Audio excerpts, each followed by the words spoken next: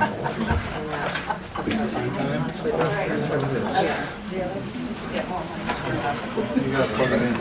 so glad you're watching. Thank you. Thank you. People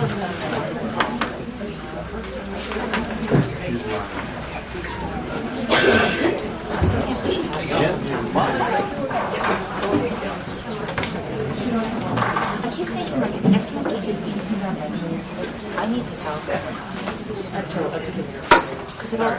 No, go ahead. Because my mom, she just did.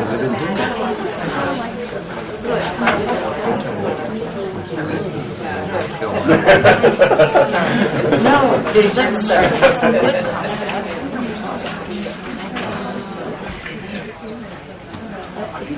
How are you? Good.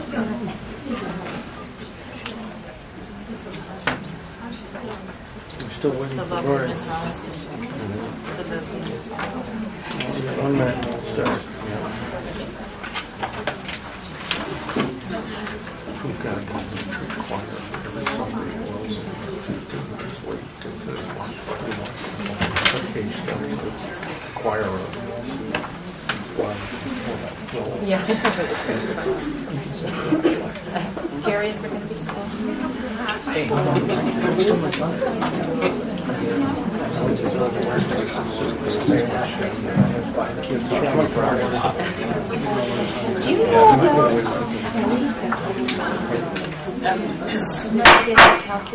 I'd like to call the March 7th Board of Education meeting to order. It is 7 o'clock. We are expecting we're expecting Lori, who's walking in now. So, has everybody had a chance to review the agenda for tonight's meeting? Questions, comments? Can I have a motion to approve it? Second? All in favor? All right. I'd like to thank everyone who came out on such a snowy evening, as well as all those who have taken some time to share their views, perspectives, and insights with the board since we first started discussing a possible move to full-day kindergarten back in the fall of 2012. There have been numerous emails shared with the administration and the board, all of which have been read and thoughtfully considered.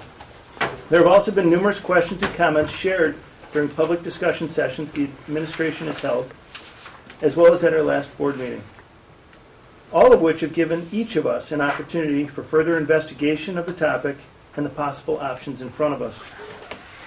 Through this process, I have been very impressed with the level of professionalism, civil discourse, thoughtful investigation, passion, and persistence that I've seen from all corners of our administration, our board, and most importantly, our community. The discussion of full-day kindergarten and the final resolution will, however, perhaps leave a few people sadly frustrated with the outcome. I truly wish everybody would be happy with the decisions that we make here tonight, but I recognize because there are so many varying perspectives, that's not going to be possible. But I do ask that the people recognize that the board is made up of volunteers, mothers and fathers of kids in or who have been in the Wilton schools, and your board worked very hard to hear all perspectives and consider all insights and observations, and it recognizes it has a job to do at the end of the day to try to maintain and build the best possible school district for the citizens of Wilton. Recognizing there may be several people who would like to address the board this evening, I would like to remind everyone that this is not a town meeting, but rather a business meeting of the Board of Education, which is being held in public. We welcome comments. We want to hear them. We do that at the beginning of every meeting and at the end of every meeting. But we request that you keep those comments to 2 minutes and that we allow 15 minutes for any given subject. Given there may be several people that want to speak this evening, I'm willing to provide some latitude on that 15 minutes, but I also want to be mindful of the fact that we've got bad weather out there and we do have people that need to travel some distance to get home. And up Mountain Road. And up Mountain Road. That would be great. I would like to ask as well, if you've already sent us an email and you've received confirmation from me personally that we have received it, please be mindful of those who may not have had that opportunity and do want to speak this evening. I can't impress upon you enough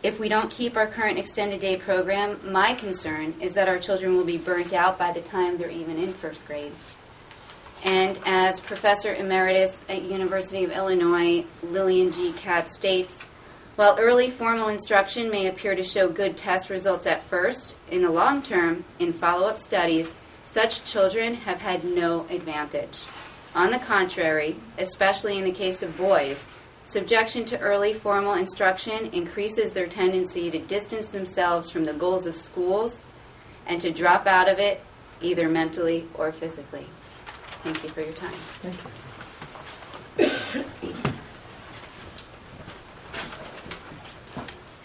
Hi, my name is Kirsten Peterson, and I'm here to talk about 3 concerns that I actually have about the new opt-out program that was brought about recently. My first concern is that opt-out has fewer hours in the day than the extended day program and will result in children losing out on instruction during specials, centers, and reading specialists. Although I was very happy to feel as though there was some discussion on trying to come up with a midway working together, I just felt like it was, I felt as though it didn't, I'm not looking for less time. I mean, I certainly don't want them, but I don't want to lose instruction at the same time. I mean, so anyway, my other concern is that the logistics are that in the Miller Driscoll handbook, it's certainly they've discouraged from office dismissals, and so the thought of having, whether it be 100 students or 20 students, simply walking towards the front office and everybody leaving seems like a bit of a nightmare when you even add on other people leaving for doctor's appointments and the like. My third concern is just the fact that it was released just 24 hours before the vote, and I felt as though it didn't give parents and the board and other people any type of time to really think about, does actual half-day program make sense and actually really work? So it kind of left me with, which I guess so it leaves me with 3 questions, like why aren't parents allowed to choose between the extended day program versus a full day, where our kids can at least have those 2 long days. I'm not looking for my kid to just come home at 1:30 just to come home and play. I liked the system that we have in place right now. So instead of creating this new opt-out, 2, it does make me wonder, like, what is full-day kindergarten program really achieving if the kids can so easily leave at 1:30? Why can't everybody then leave at 1:30? And then I guess last but not least, you have policy in place, policy 1110, which is there to include the community and to make sure that you as a board look out for the best interest of all the students. And I fear that with only 24 hours notice and putting out this new program, that it doesn't allow you as a board to put that policy into place. Thank you. Thank you very much. Hi, I'm Kristen. I apologize for reading what I have to say, but sometimes my nerves get the best of me. I'm asking that you please vote no to full-day kindergarten. My husband and I both grew up in Wilton, and we benefited greatly from the strong school system here, and now we're blessed to have our kids attending these schools. It just saddens me so much to think that the fabulous extended day kindergarten program might soon be replaced by the full day model. Both my 2nd grade daughter and my current kindergarten son had or currently have the gift of 3 afternoons to foster friendships, explore the community around them at the library, museums, the YMCA, Wilton Parks and Rec. They rest, read, play, and bond with family. My children don't know about this great debate or my personal opinion, but my stance mostly stems from their reaction to their lengthier days in school. When my 5-year-old son arrives home at 4:20, he's the last one off the bus, he sometimes cries to me that school is too long, why he has to be there until almost dinner time, and why can't he have more time to play with his friends. By his own choice, he requests that his karate days fall on short days because I'm just too tired to do anything on long days. I'm sad for my 3-year-old who might not get as many opportunities to visit the wonderful places our community has to offer, or have as many chances for playdates to build stronger personal relationships instead of just making friends during the small amounts of free time that may be offered during the school day. As a former elementary school teacher myself, I strongly feel that recent school changes, including this one, are a little bit misguided.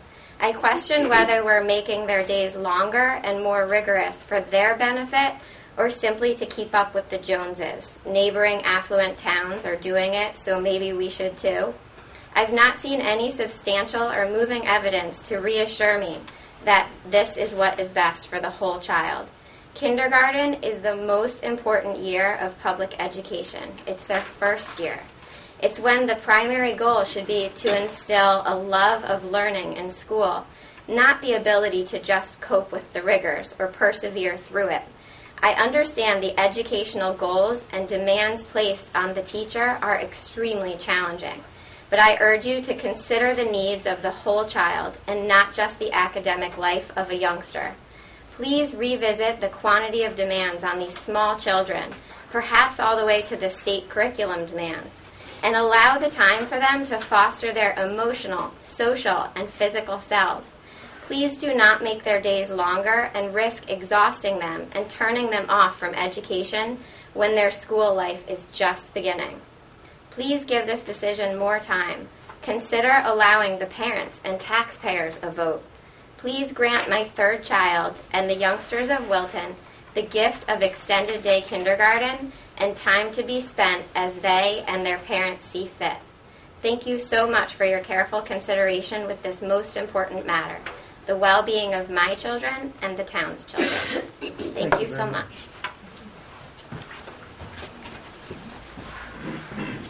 Hi. Hi. My name's Adam, and my son will be going to kindergarten Freeland next year.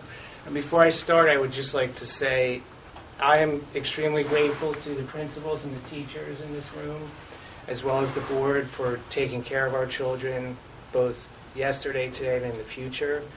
And I am here tonight because I feel as if my family moved to Wilton specifically because of the program that was in place and how it was differentiated from the other programs within Fairfield County. Now, all of a sudden, basically on the Friday before winter break, we find out that a plan which clearly had been in place and hatched long before is now, for the most part, seemingly a foregone conclusion. So then there's winter break where there's no communication possible. And then January 8th comes, and we have the first town meeting, if that's what we can call it. But first, I'd actually like to just read from Policy 1110, which was mentioned before. It says, the board encourages public input into the decision-making process. To this end, the board supports and encourages various means of communication, such as publications, periodic newsletters, press releases, open houses, internet-based communication, and public events to disseminate school district information and to hear from the community.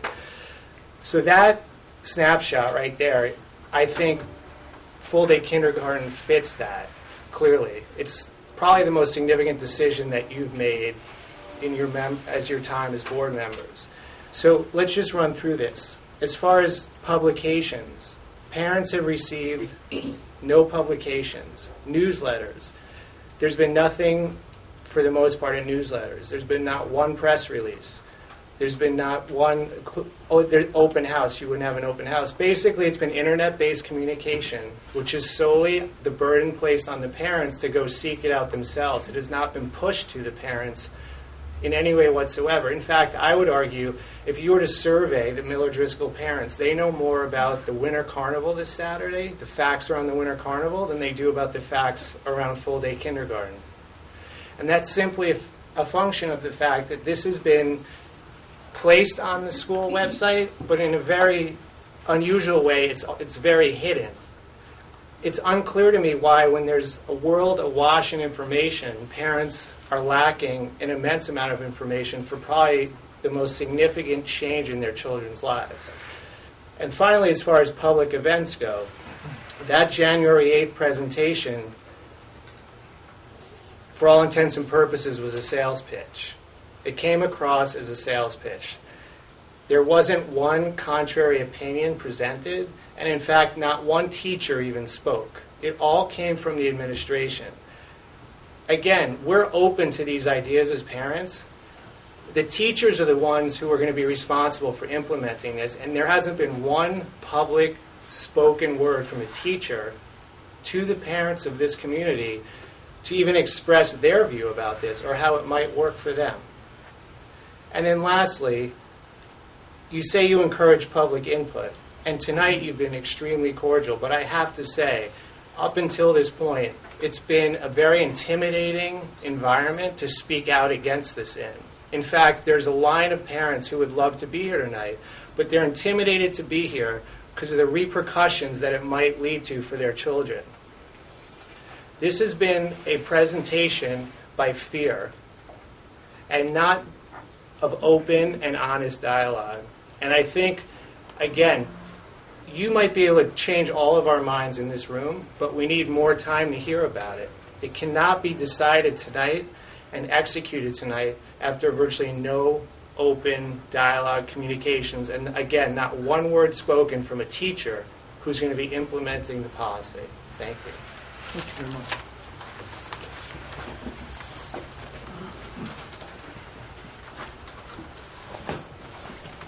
Evening. My name is Mike Whalen. I'd just like to start by thanking you all for giving everybody the opportunity to be heard. And I know you've been working very hard at budgetary issues and things like full-day kindergarten, which is why I wanted to speak. And I know that there's been a lot of emails and communication, and you've had a lot of time to think about the proposal, albeit not the half-day proposal, which just came up.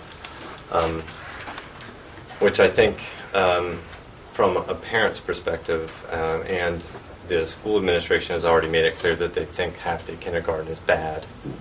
So I'm not sure why that's coming up now. We've seen the comparison between half-day and full-day and how it's suggested that full-day is much better. So for me, it seems like a gimmick to get people to buy into this new program. And if they don't want to go to full day, go to half day, and then when they realize how much their children are losing by missing out on half a day that all the other children are attending, that they'll end up signing up for full day. And so it seems a little disingenuous to throw that out at the last minute as a way to get people to buy into a program that plenty of people aren't really interested in. My family moved here specifically for this extended day program. We really like the program. We like Wilton's investment in our young people, and we like the town. And, you know, if we go to full day, we're going to live with it. But we really hope that you guys choose not to make that decision. Mostly because not only do we have personal opinions about how we'd like to see our children educated in their first year in school, but I think there's just too many open questions, unanswered questions. Logistically, certainly financially, there's too many conflicting ideas about what's going to cost. And from a taxpayer and a community perspective, I think it would be irresponsible to throw something in there where we don't really understand how it's going to turn out for all the taxpayers of our community. And it just seems like too big of a risk right now. Not to say that it couldn't be better planned out and accounted for in the future, but right now it seems like there's too many unknowns in my, it just, from, a business plan perspective, it seems like something that would easily get turned down at this point. So I just ask that maybe you've already decided. I assume that if I had been on the board, I would have decided coming in tonight, but just consider voting no. And thank you for your time. Appreciate it. Thank you.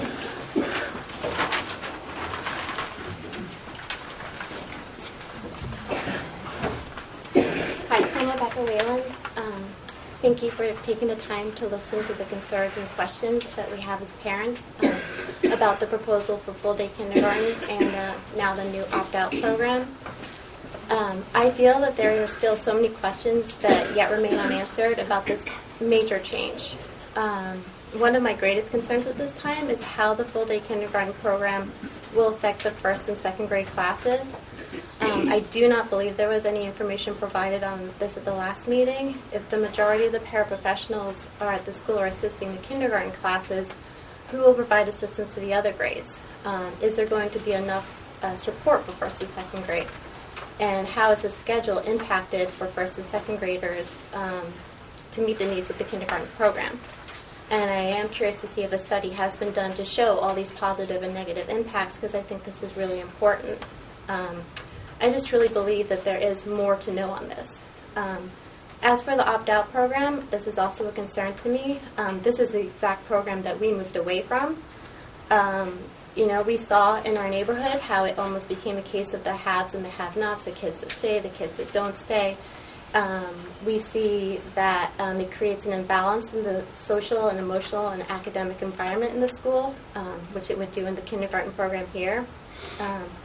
There are also logistical issues and safety and security issues that I'm concerned about with the office pickup as an early pickup every day. The school does an amazing job right now of making sure everybody's safe in the school, people come and check in.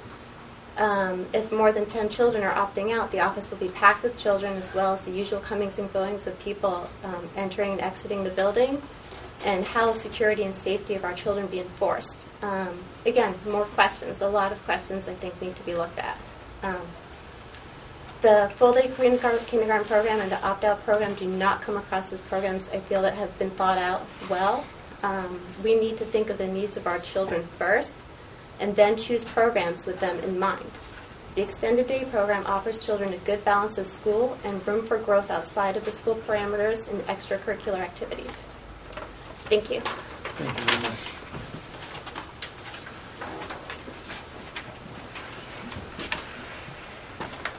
Good evening. My name is Katie Cunningham. You've heard me speak before. I come to you again tonight as a professor of education, a researcher, a literacy consultant, a former elementary school teacher at leading schools, and most importantly, as a parent. I'm here today to urge the board to vote down the full-day kindergarten proposal, and in doing so to deeply consider the value of the current extended day model, which is a testament to the tradition Wilton has as a leading public school system, which values not only the academic but the social and emotional lives of our children. As a teacher, professor, and staff developer, as well as parent, my job has always been to first and foremost honor childhood, to consider the complex lives of the children in my care. What drew many of us to Wilton was this shared vision for how schools could honor the children in our lives while supporting them to develop in a myriad of ways. As someone who consults principals on a daily basis, I find it deeply disconcerting that the administration here does not seem to know what it wants and does not have a clear plan to get there, particularly with the opt-out program coming to us at the last minute. The voices that are speaking tonight have always known what they've wanted: to maintain the current, thoughtful, extended day program. The extended day model is built upon research from leading institutions that shows us that transitions are essential for success in school. Building leaders at all levels know this to be key. Under the current system, our children have the gift of a year to transition into Wilton's public school system. All the voices tonight are speaking out to say this gift must be maintained. While the shifts in standards are about competing in a global competitive society, Wilton has always shown that it's responsible for more than that when it comes to the education of children. Certainly kindergarten should never be about global competitive society, but it should always be, as it was intended, as the child's garden. Across the country, I personally witness kindergartens turning into really bad first grades. What Wilton's extended day system offers is a quality transitional experience where children are excited to come to school every day.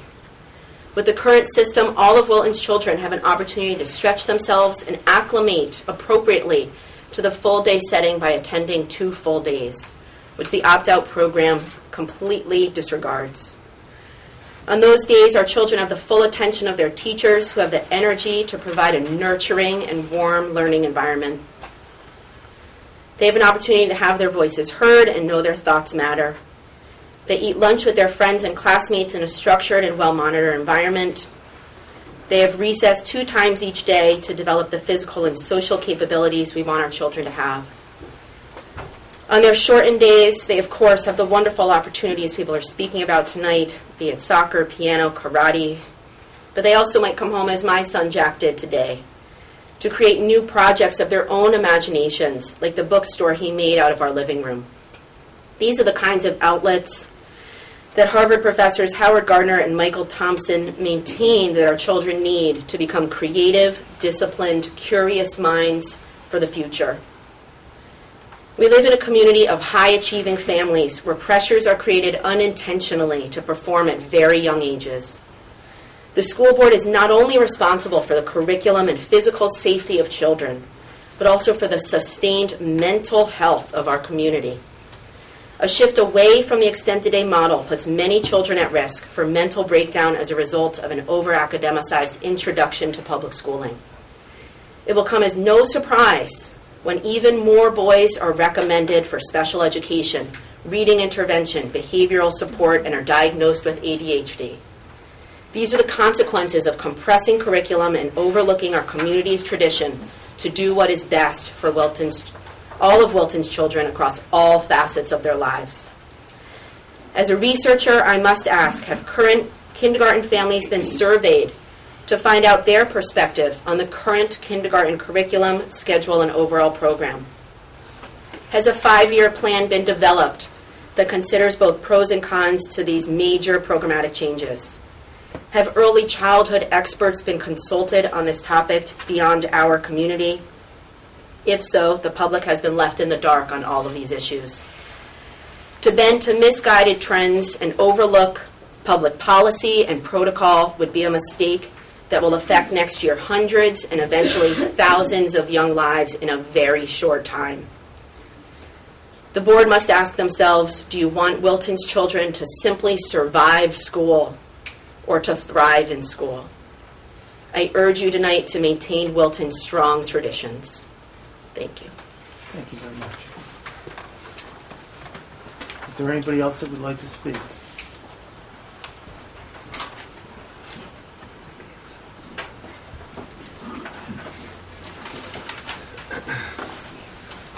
Hi, I'm Michael Pettit. I somewhat foolishly am following the expert in education. And I had some notes prepared, but actually I can't say them as well as she did, or some of the other people. So I thought I'd just maybe give you a couple of thoughts that are sort of empirical thoughts from the top down as opposed to the bottom up. I guess the first concern I would have with the current program is that unless you can definitively show that there is a benefit from the extended day to the full day program as opposed to a half day to the full day program, then that would be a test that you haven't evidently overcome, and that would be enough for me to say no. But I thought I'd just share one comment. I come from a patent law background, and I actually worked quite a lot in Taiwan for a time. And I guess Taiwan has a system where you kind of work, the kids kind of go to school very early, 8 o'clock or something like that, and they come home at about 10. Pretty much exhausted, but obviously a very structured and very full day that they have. And obviously these are high school children, but that's the kind of background that they have. I worked in a development company with these people for, as I say, about 3 years. And while they're very, very smart, these engineers and scientists that come out of the system, there wasn't any inventive activity whatsoever that came out of them. It was entirely implementing, executing somebody else's vision. So I guess the point I'm making that of the inventors that I've worked with over the years, one common thread that applies to all of them, and including some very famous inventors like Steve Jobs and others, the one common thing that they all share is two common things: a wide variety of background with lots of different interests when they were young, but also they all give themselves a lot of downtime. So while they might play with, speaking of kids, they might play with other kids and have other interests like ballet and karate, whatever. The one thing that they all sort of seem to share is sort of the ability to empty their mind and do absolutely nothing for a time, just like we do, in fact. the inventors that I know, the most creative ones, I mean, unlike artists who probably need to, I don't know, sort of have failed relationships or something to be creative, inventors often need to sort of like look into the rain or look up in the stars or sort of look out into the blue sky or whatever, go for a hike. Bill Gates famously sort of takes 2 years off where he doesn't speak to anybody. He just sort of goes out into the wilderness and just sort of spends time thinking. It's that sort of ability to just be alone and play, kids play by themselves and sort of just generate things that are different from sort of structured play with other people. Sometimes you just need to be alone. Some people I know go swimming laps and laps and laps to empty their mind or whatever. If adults need that time alone and that time spent sort of just decompressing and everything, why wouldn't kids? So I guess my point is, sort of following up badly and inarticulately from the lady before me, is that from the top down I've seen empirically that the most creative people are the ones with the most divergent interests and also the ability to have some time that is just their own and learn themselves and spend time with themselves. Thank you. Thank you very much. Is there anybody else that would like to speak? I'd like to thank everybody that's taken the time to come out this evening. We'll move on to the rest of our agenda at this point. Has everybody had a chance to take a look at the consent agenda? Oh, we already voted on that, didn't we? Reports and recognition. I have no board chair's report this evening. Superintendent's report? I'm sorry. I'm sorry. Thank you very much. I didn't think I had, but I'm capable of making errors. So, consent agenda. Has everybody had a chance to take a look at that? Yes. Motion to approve? So moved. Second? Second. All in favor? Aye. Aye. Reports and recognition. There's no board chair's report this evening. Dr.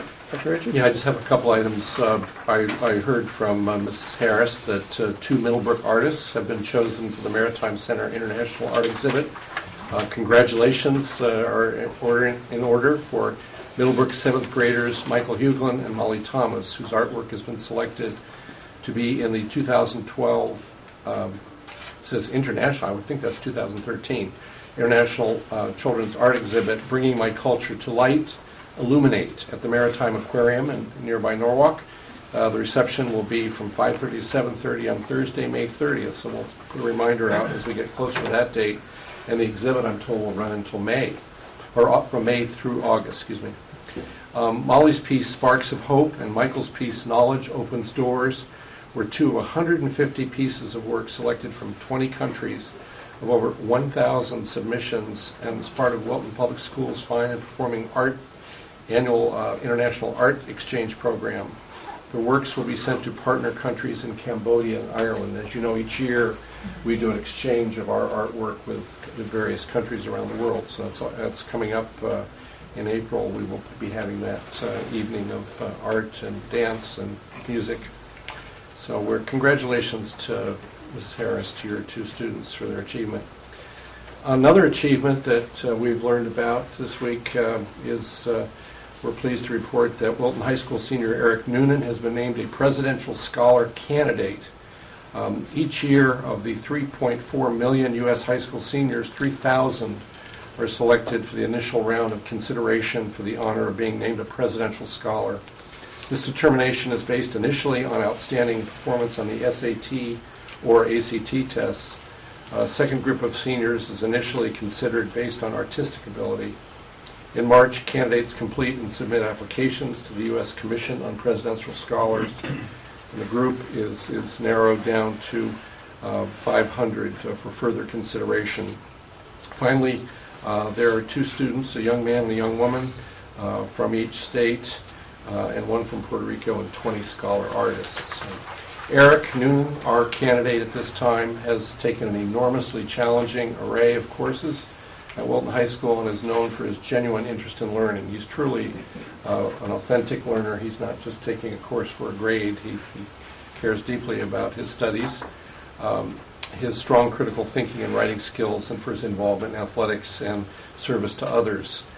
He's an officer in one of the wonderful groups at the high school, Best Buddies, which is a group of students who engage in social activities with some of our learning disabled students over the course of a year. He's volunteered in the Special Olympics tutors middle and high school students in math and science. And I'm told that he attended the pre-med vet academy at St. George's University in Granada.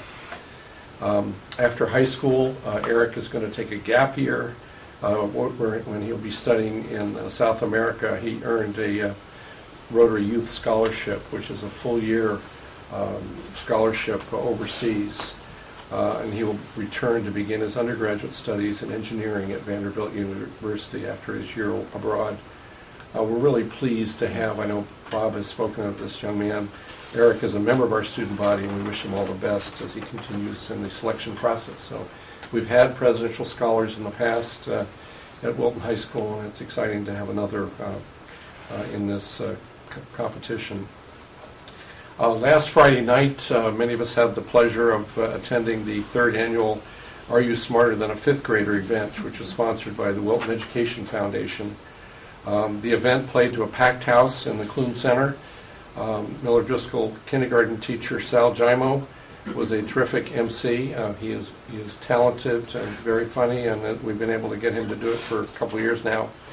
And we were pleased to have some of our faculty, Wilton High School student athlete Casey Pearsall, and one of our most famous alumni, Christine Lilly, as contestants.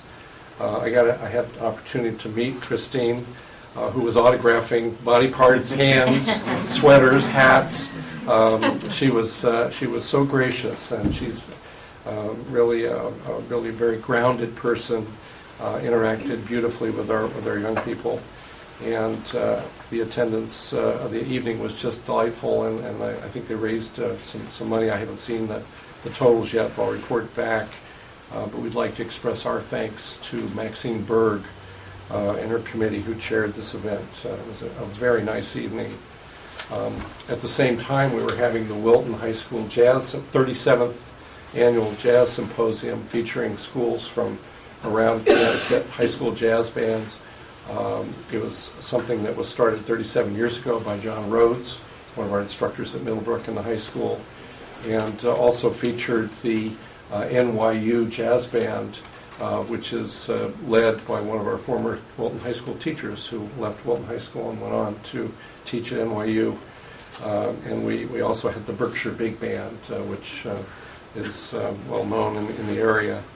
It was a great evening. The NYU professor with several of the groups would critique their performance and give them tips on how to improve. So it was a teaching experience.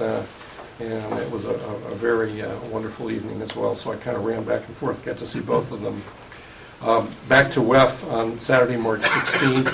The foundation will sponsor the Spring Acoustic Wilton concert in the theater. And if you haven't had a chance to attend one of these concerts, the talent pool of young people and community people is extraordinary, and it's a wonderful evening as well.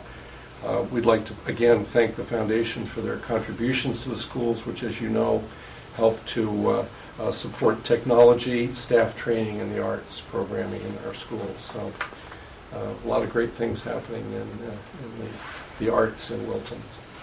Now, I received several texts this evening from students asking me to have you comment on whether or not we're going to have a snow day tomorrow. Well, I went to the village market to get some soup for the meeting. And first there was a group of high school students doing a bake sale, and I was offered a share of the take. And then I went inside, and one of the cashiers told me that he was not above giving bribes. Brought me back to having my own children home again. But I still don't know. Committee reports. Any committee reports this evening? I can report on Miller Driscoll. Wonderful. The Board of Selectmen has appointed a full building committee of 11 people for the Miller Driscoll project. Mr. Brennan thinks that they should have their first meeting in April. And also, I presented the revised statement of requirements to the Board of Selectmen on Monday night. Bruce was there, Laura was there, and I think it got a decent reception. Yeah, they did too. Wonderful, thank you. Seeing nobody else, we move on to the overview of the Connecticut State Education Evaluation Plan. For those of you who don't know, the state is having us implement a new program, and Mrs. Anderson, our head of Human Resources, will be presenting that. I will. Good evening. This is quite an endeavor that the state has undertaken. It began from 2010 with the Public Act concerning education reform. Governor Rell at that time signed legislation that covered everything from teacher accountability to parental governance councils for low-performing schools. As part of the teacher accountability portion, in November 2010, PEAK, the Performance Evaluation Advisory Council, was formed and established guidelines surrounding teacher accountability and evaluation.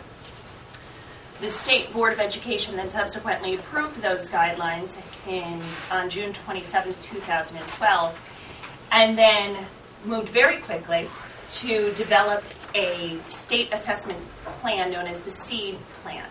Currently, there are 10 schools within the state that are using the SEED evaluation plan for all of their teachers and administrators.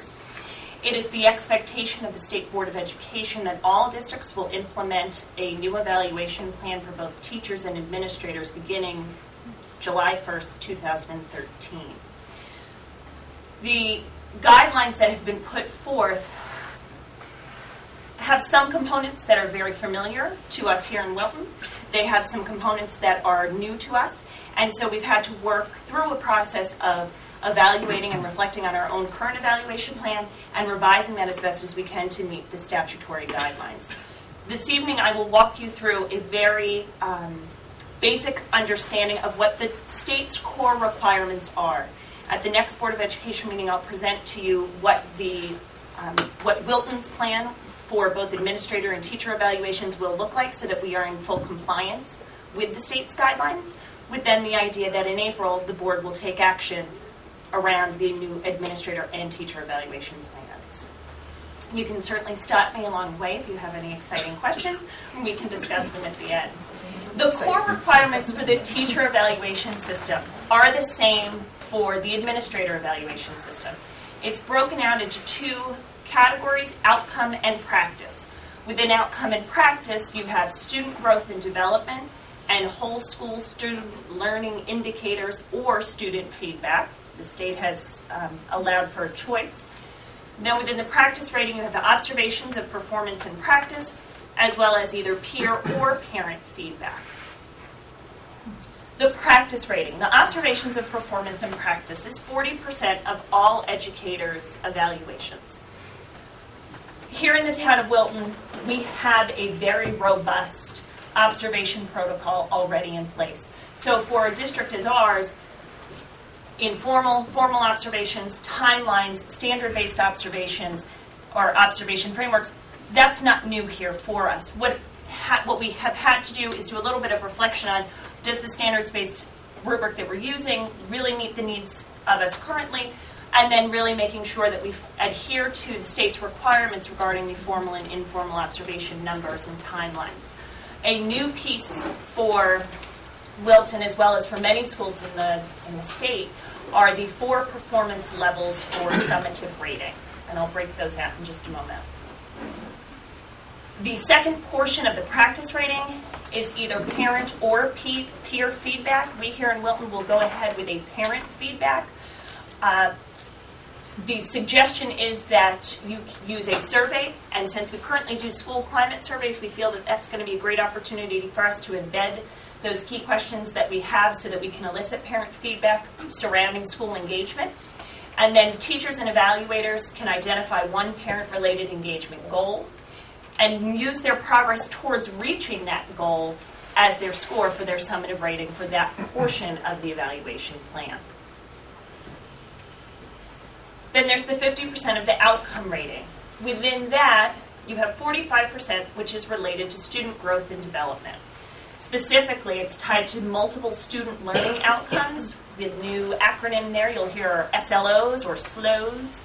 And then there are also IAGDs, Indicators for Academic Growth and Development.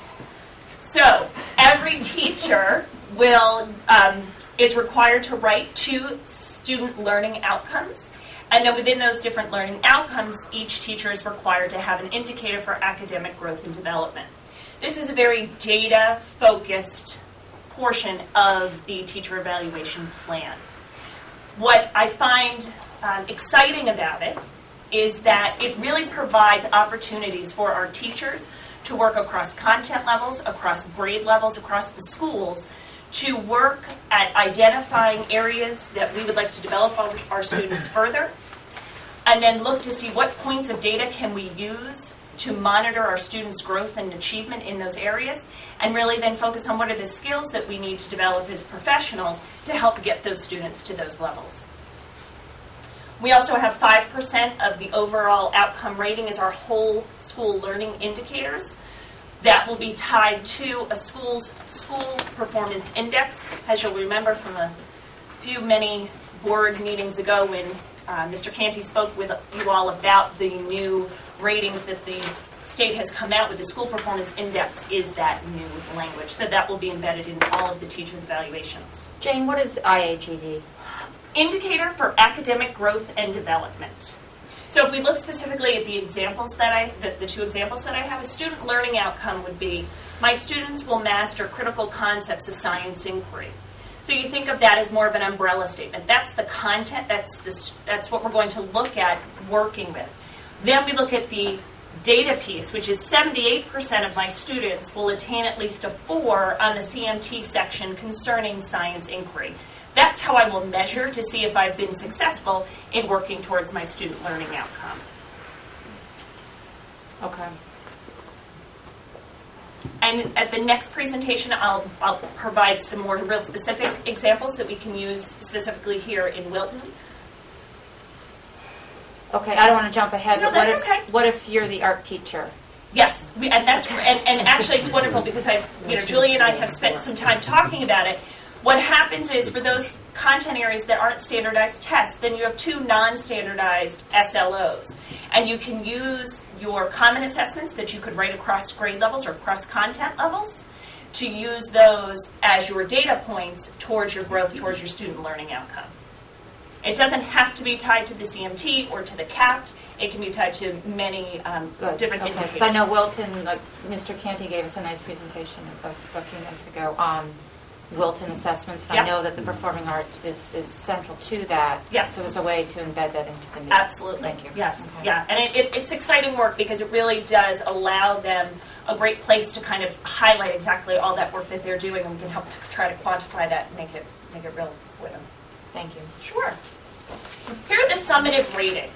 And I very clearly want to state that the titles for the categories have been determined by the state. The state? Yes, I will. The category titles have been determined by the state. It is not something that we here in Wilton have determined. The state has made these category titles. What will happen is once evaluations are submitted to the state will gather all the data that they have, and then they will be able to basically plug numbers into those different categories to be able to identify percentages of teachers, not by name, but they could by percentages of teachers across the state who are working at those different levels that the state has determined the names for. So they've also defined them for us as well, right? Yes, they have. And so you will see there's exemplary, proficient, developing, and below standard. What happens is you receive a teacher practice rating. Sorry, you can't see it, but that's student outcome rating on the side. You receive 1 score, you find out where they meet, and that would be your score.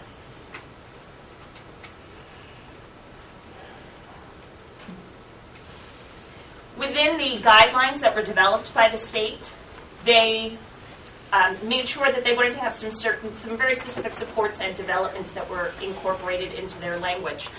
The professional development opportunities are now going to be very needs-based for teachers, rooted in the evaluation process feedback.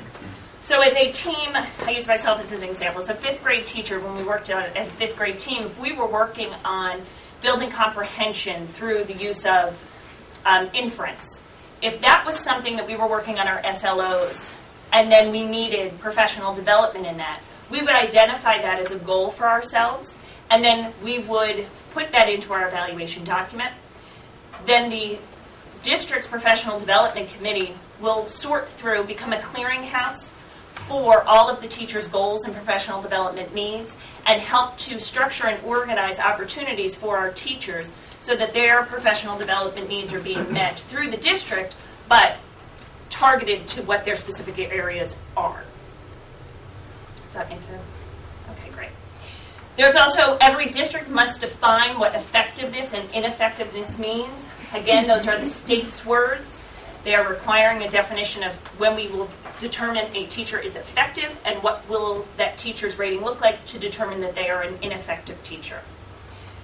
All the plans have to allow for individual teacher support and remediation to help teachers who are developing or below standard. Here in Wilton, our teacher evaluation plan already allows for that. We have a great remediation plan in place, and that's something that we can then continue to use going forward. There is a dispute resolution defined. Again, that's something that Wilton's teacher evaluation plan already has. And we also have opportunities for career development for our teachers. There are districts, however, in the state that don't necessarily have those components in their plan. So the state felt very much obligated to make sure that those were guidelines that were included and therefore required for all districts. So we're in a great position where we can just move forward with parts of the plan that we already have. So, yes.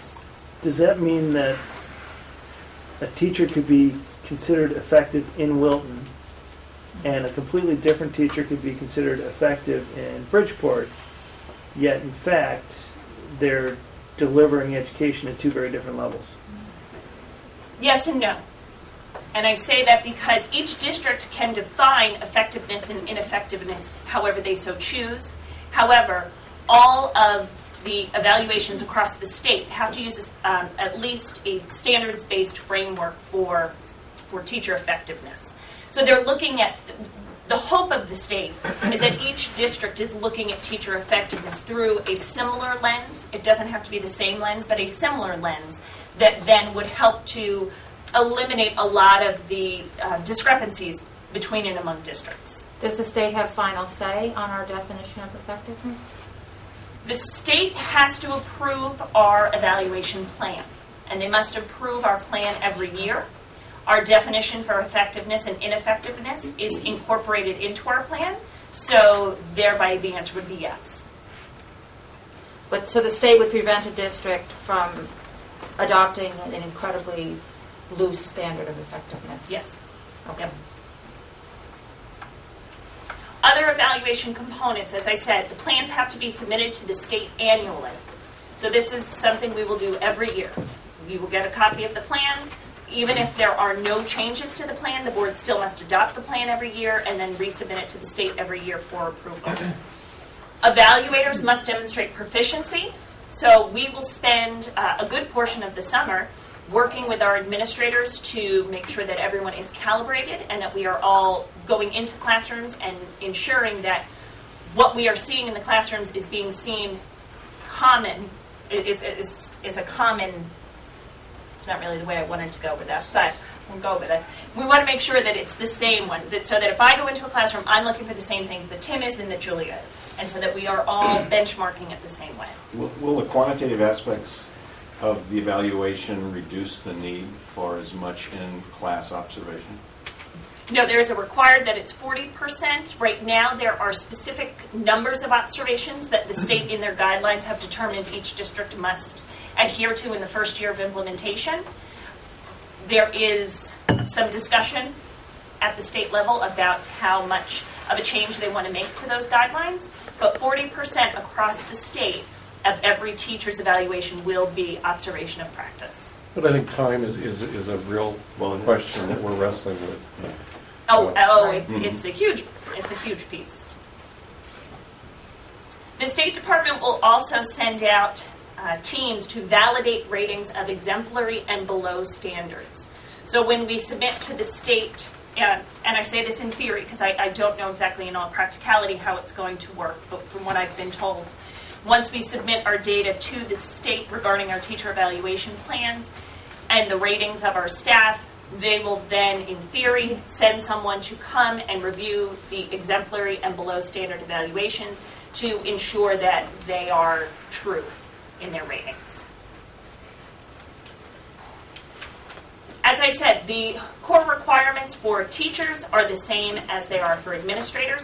They play out slightly differently, but it's still a 50-50. Student learning, teacher effectiveness, observation of practice, and stakeholder feedback. The observation of practice and performance, again, currently our administrator's evaluation plan uses a very rooted in a standards-based observation model. The teaching and learning standard, however, will, for administrators, be weighted twice as much as other standards. So it's really focusing on the work that they're doing with their teachers. There's also 10% of the 50% is stakeholder feedback. And again, that will be gathered through surveys, but in this instance, it will be gathered through surveys of both teachers and parents. Now, please understand that for the administrator's evaluation, that means anyone below the rank of superintendent who holds an 092. So this will be the standard for which I will be evaluated, as well as our school-based administrators, as well as all other central office-based administrators. So you might say to yourself, well, how exactly would the director of HR have an observation of practice in a teaching and learning standard that would be held twice as much? And the state is not sure yet how exactly they're going to work on that.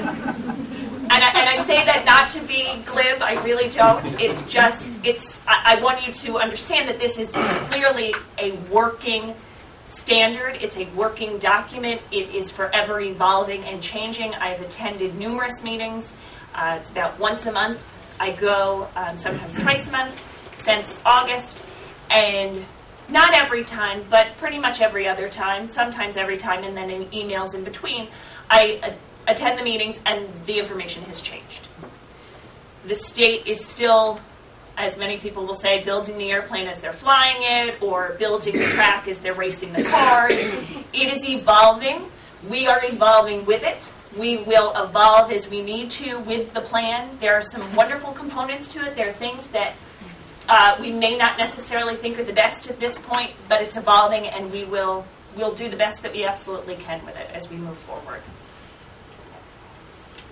Oh, there we go. The outcome rating is 50%. 45% of that is student learning.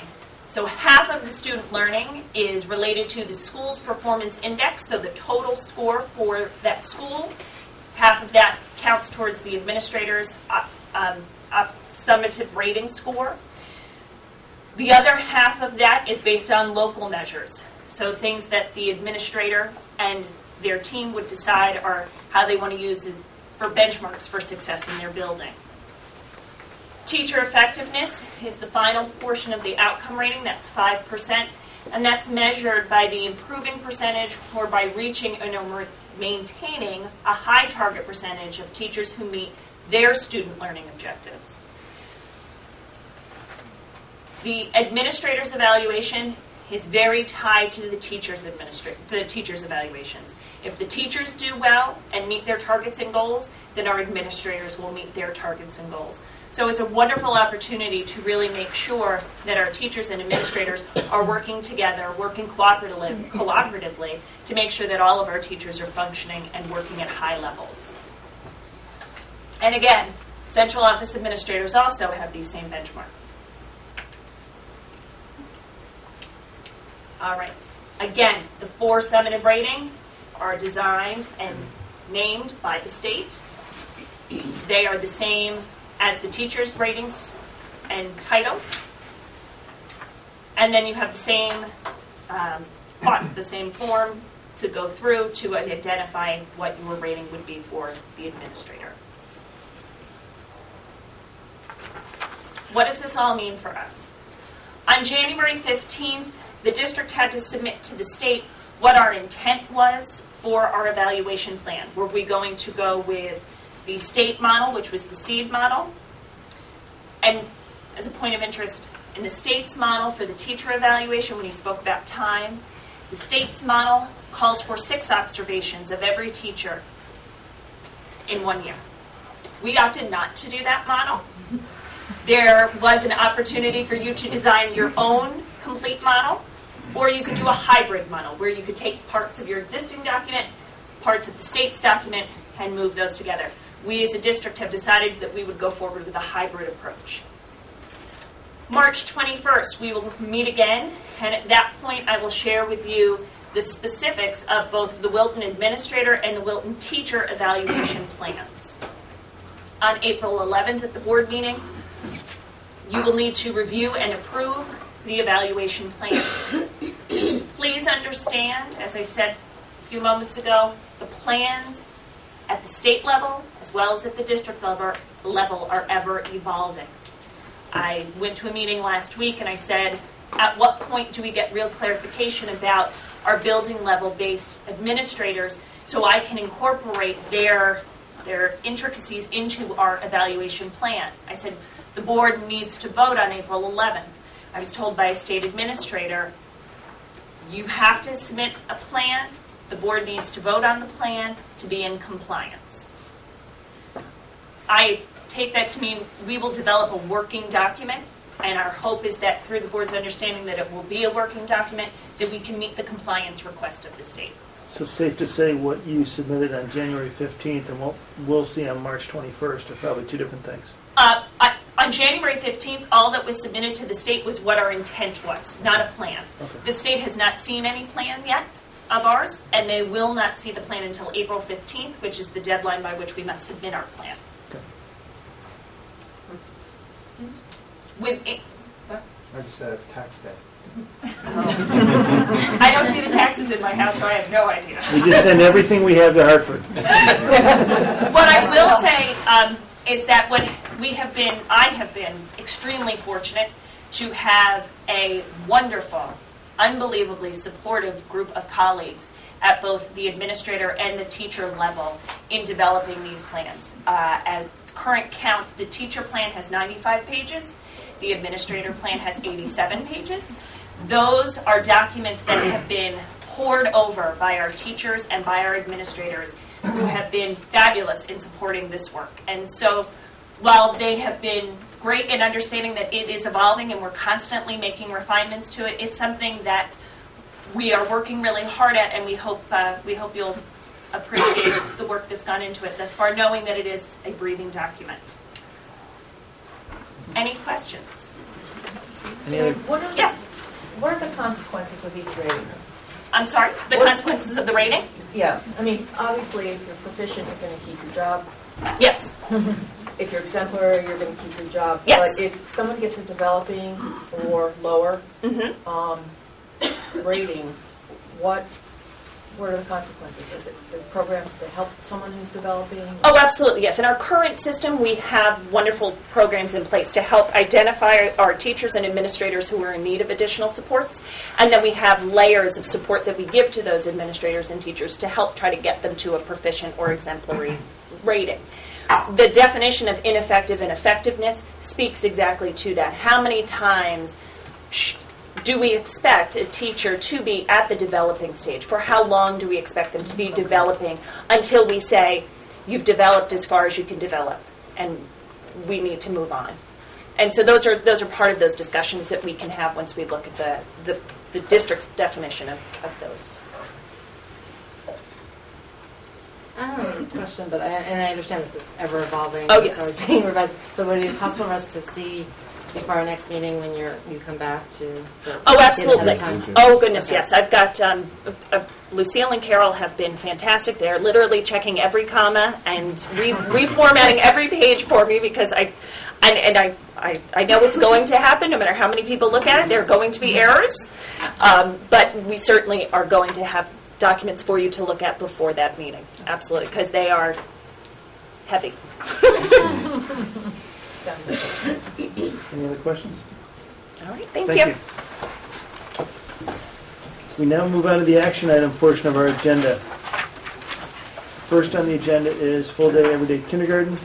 It's on the agenda for a discuss and a vote. It's being presented by Mr. Canny and Mrs. Jensen-Graham.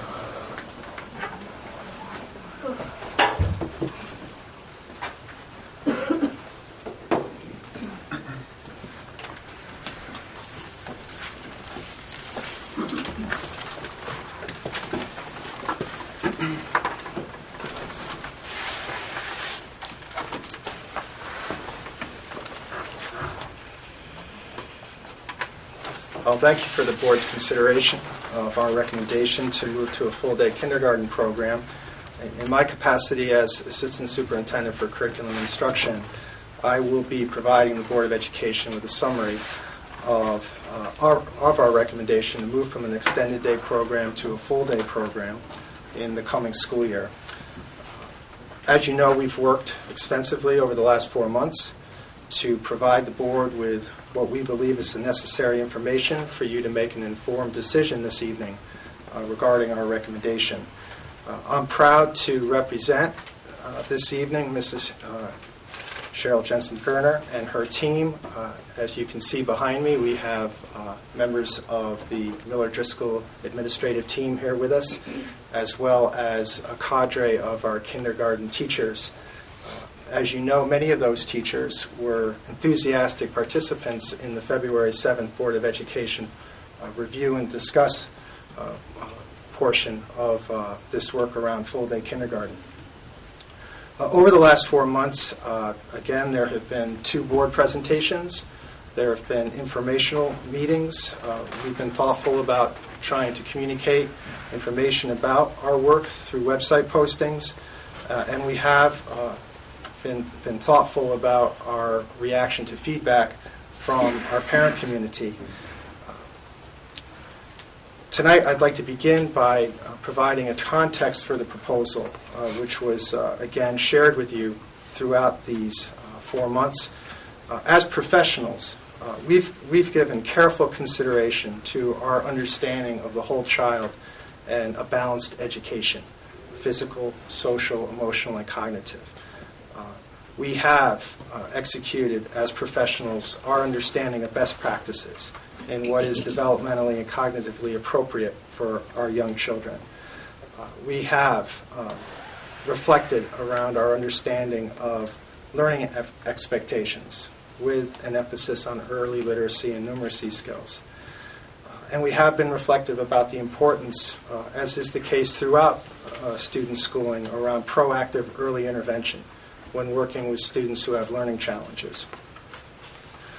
The question has been raised throughout this process as to why now, and I think it's important to acknowledge the work of Mrs. Jensen-Gerner in the reorganization of our 2 schools, Miller and Driscoll School, into the Miller-Driscoll School, which occurred 2 years ago. We are now into the 2nd year of that work, and we have seen the emergence of what we believe is a cohesive instructional environment led by a group of dynamic team of kindergarten teachers. Certainly children are arriving to us with a range of experiences that we feel will help prepare them for a full-day kindergarten experience. This proposal, in its fundamental nature, provides an opportunity to expand the time to implement our curriculum. And we expect that we will see improved educational outcomes for our students. It is true that the research around this issue is primarily focused on a comparison of half-day programs with full-day programs. But we do believe that there are some valid points to be taken from that research that will indeed impact our students in a full-day program. We expect students to demonstrate gains in non-academic skills. The extent to which this additional time will allow our teachers to work with our students so that they can develop in a developmentally appropriate manner through exploration, experimentation, and social interaction in a variety of settings. We believe that this proposal will slow down the day for our students and teachers, that it will help with transitions, that it will provide a more consistent framework for instruction. And for our students, I think we hope to find that there will be greater consistency not only in the instructional day, but throughout the week. Beyond that, we also expect an expansion of time for students to fully participate in child-centered creative activities, which we hope will enhance the development of students' social and emotional skills. In terms of academic gains, we believe and expect that the students' engagement in daily literacy and language instruction through a 90-minute literacy box, 60 minutes for reading and 30 minutes for writing, will lead to a demonstration of higher levels of reading and writing performance in our students. We also anticipate that our students will demonstrate greater readiness for first grade as we look at the demands of the reading, writing, and mathematics first grade curriculum as it relates to what we've discussed with the board, the implementation of the Common Core State Standards, and Wilton's corresponding curriculum. We do anticipate and expect that as a result of this full-day experience that we will see a reduction in the number of interventions required in grade 1 for students with challenges. We've engaged a thoughtful process to develop our implementation plan. We do recognize that certainly a movement to full-day kindergarten is a trend across the state of Connecticut and is, in fact, the vast majority of the districts in our demographic reference group have a full-day program. So we've made the decision to move forward, and we invited our teachers through Mrs. Jensen-Gerner's leadership to share their thoughts, concerns, and ideas about the movement to full day. We involved several of our kindergarten staff members in visitations to neighboring districts that have a full day program. We involved and anticipate that our kindergarten team will engage professional development opportunities so they're fully ready to implement the program. And indeed, we've invited Board of Education feedback. In terms of the schedule, you may recall that we do have a framework for the schedule in place for the full-day program. Again, I just mentioned that we will have a 60-minute instructional block in the morning for reading, a 30-minute instructional block in the afternoon for writing. We also will be expanding the amount of time for daily math instruction. As the board knows, we recently implemented the Math and Focus program at the kindergarten level. So as our kindergarten teachers work with this program, they'll have a consistent and available time to them in the morning for math instruction. Beyond that, there will be time for our daily morning meeting, read aloud and rest time, opportunities to explore further instruction in phonics and handwriting and word work through our Foundations program. Our kindergarten students will be participating in specials, and then, as described in our last session, structured play, learning centers, and extension environments. I just want to quickly review for the board the impacts on instruction, particularly in the literacy block. As you know, currently in our kindergarten program, our kindergarten classroom teachers, they work through literacy with no paraprofessional support, except for those instances when paraprofessionals are assigned to work with our kindergarten students who are receiving special education services through their individual education plans. Reading teachers do assist our kindergarten teachers as part of the extended day program, which again, as you know, is 2 days a week, and each reading teacher is available for our classes on those days for 15 minutes, which results in a 30-minute time of availability for our reading teachers to work with general classroom teachers in supporting our students. Our current model in grades 1 and 2, which is relevant because of our proposal, provides a 60-minute block for reading instruction. And in that environment, currently, we have classroom teachers working with paraprofessionals, trained paraprofessionals who provide appropriate group instruction for our students. Now, in the full year proposal, just as a review, our plan is to work with 7 paraprofessionals who will be assigned to support our kindergarten classes and their teachers, 90 minutes per day, 60 minutes for the reading block, 30 minutes for writing. Certainly in our work with our kindergarten teachers, one of the critical aspects around what they felt was necessary for the program to be effective in the literacy area was to have that paraprofessional support. So in this environment, teachers will work with all hands to help students develop their pre-reading skills, provide an opportunity to reinforce the foundation for learning to read. Teachers will be able to work in small group settings, and the paraprofessional can work with students in small groups and individually in literacy centers. So as students gain knowledge, skills, and stamina in this environment, paraprofessionals will be able to continue to work with students and to provide additional support as necessary. So in this environment, in the literacy block, it's important to recognize that the same para will be working with students throughout the day during this 90 minutes and throughout the week. And we'll provide a ratio, an adult-to-student ratio of 18 to 20 students, which is the board practice around class size in kindergarten, to 2. Paraprofessional staffing is comparable to most of our neighboring high-performing districts. For example, New Canaan, Darien, and Richfield have similar environments. There will be, at the end of the kindergarten day, a block of time for students to participate in small groups. And again, that time will be primarily dedicated to structured play centers and extension opportunities. And in that time, reading teachers will assist our kindergarten teachers for 15 minutes. But in the full day program, that adds up to 75 minutes weekly because of that daily interaction. We do need to talk about first and second grade because the paraprofessionals, the 7 paraprofessionals that will be assigned to the kindergarten program are being redeployed from the first and second grade program. And what we've done, based on best practice, is we have in front of the board the recommendation to add 2.35 reading specialists. And in effect, through Mrs. Jensen-Gerner's leadership, we've developed a model where we will have reading specialists working directly with our first and second grade teachers on a daily basis to support their reading instruction, 60 minutes a day.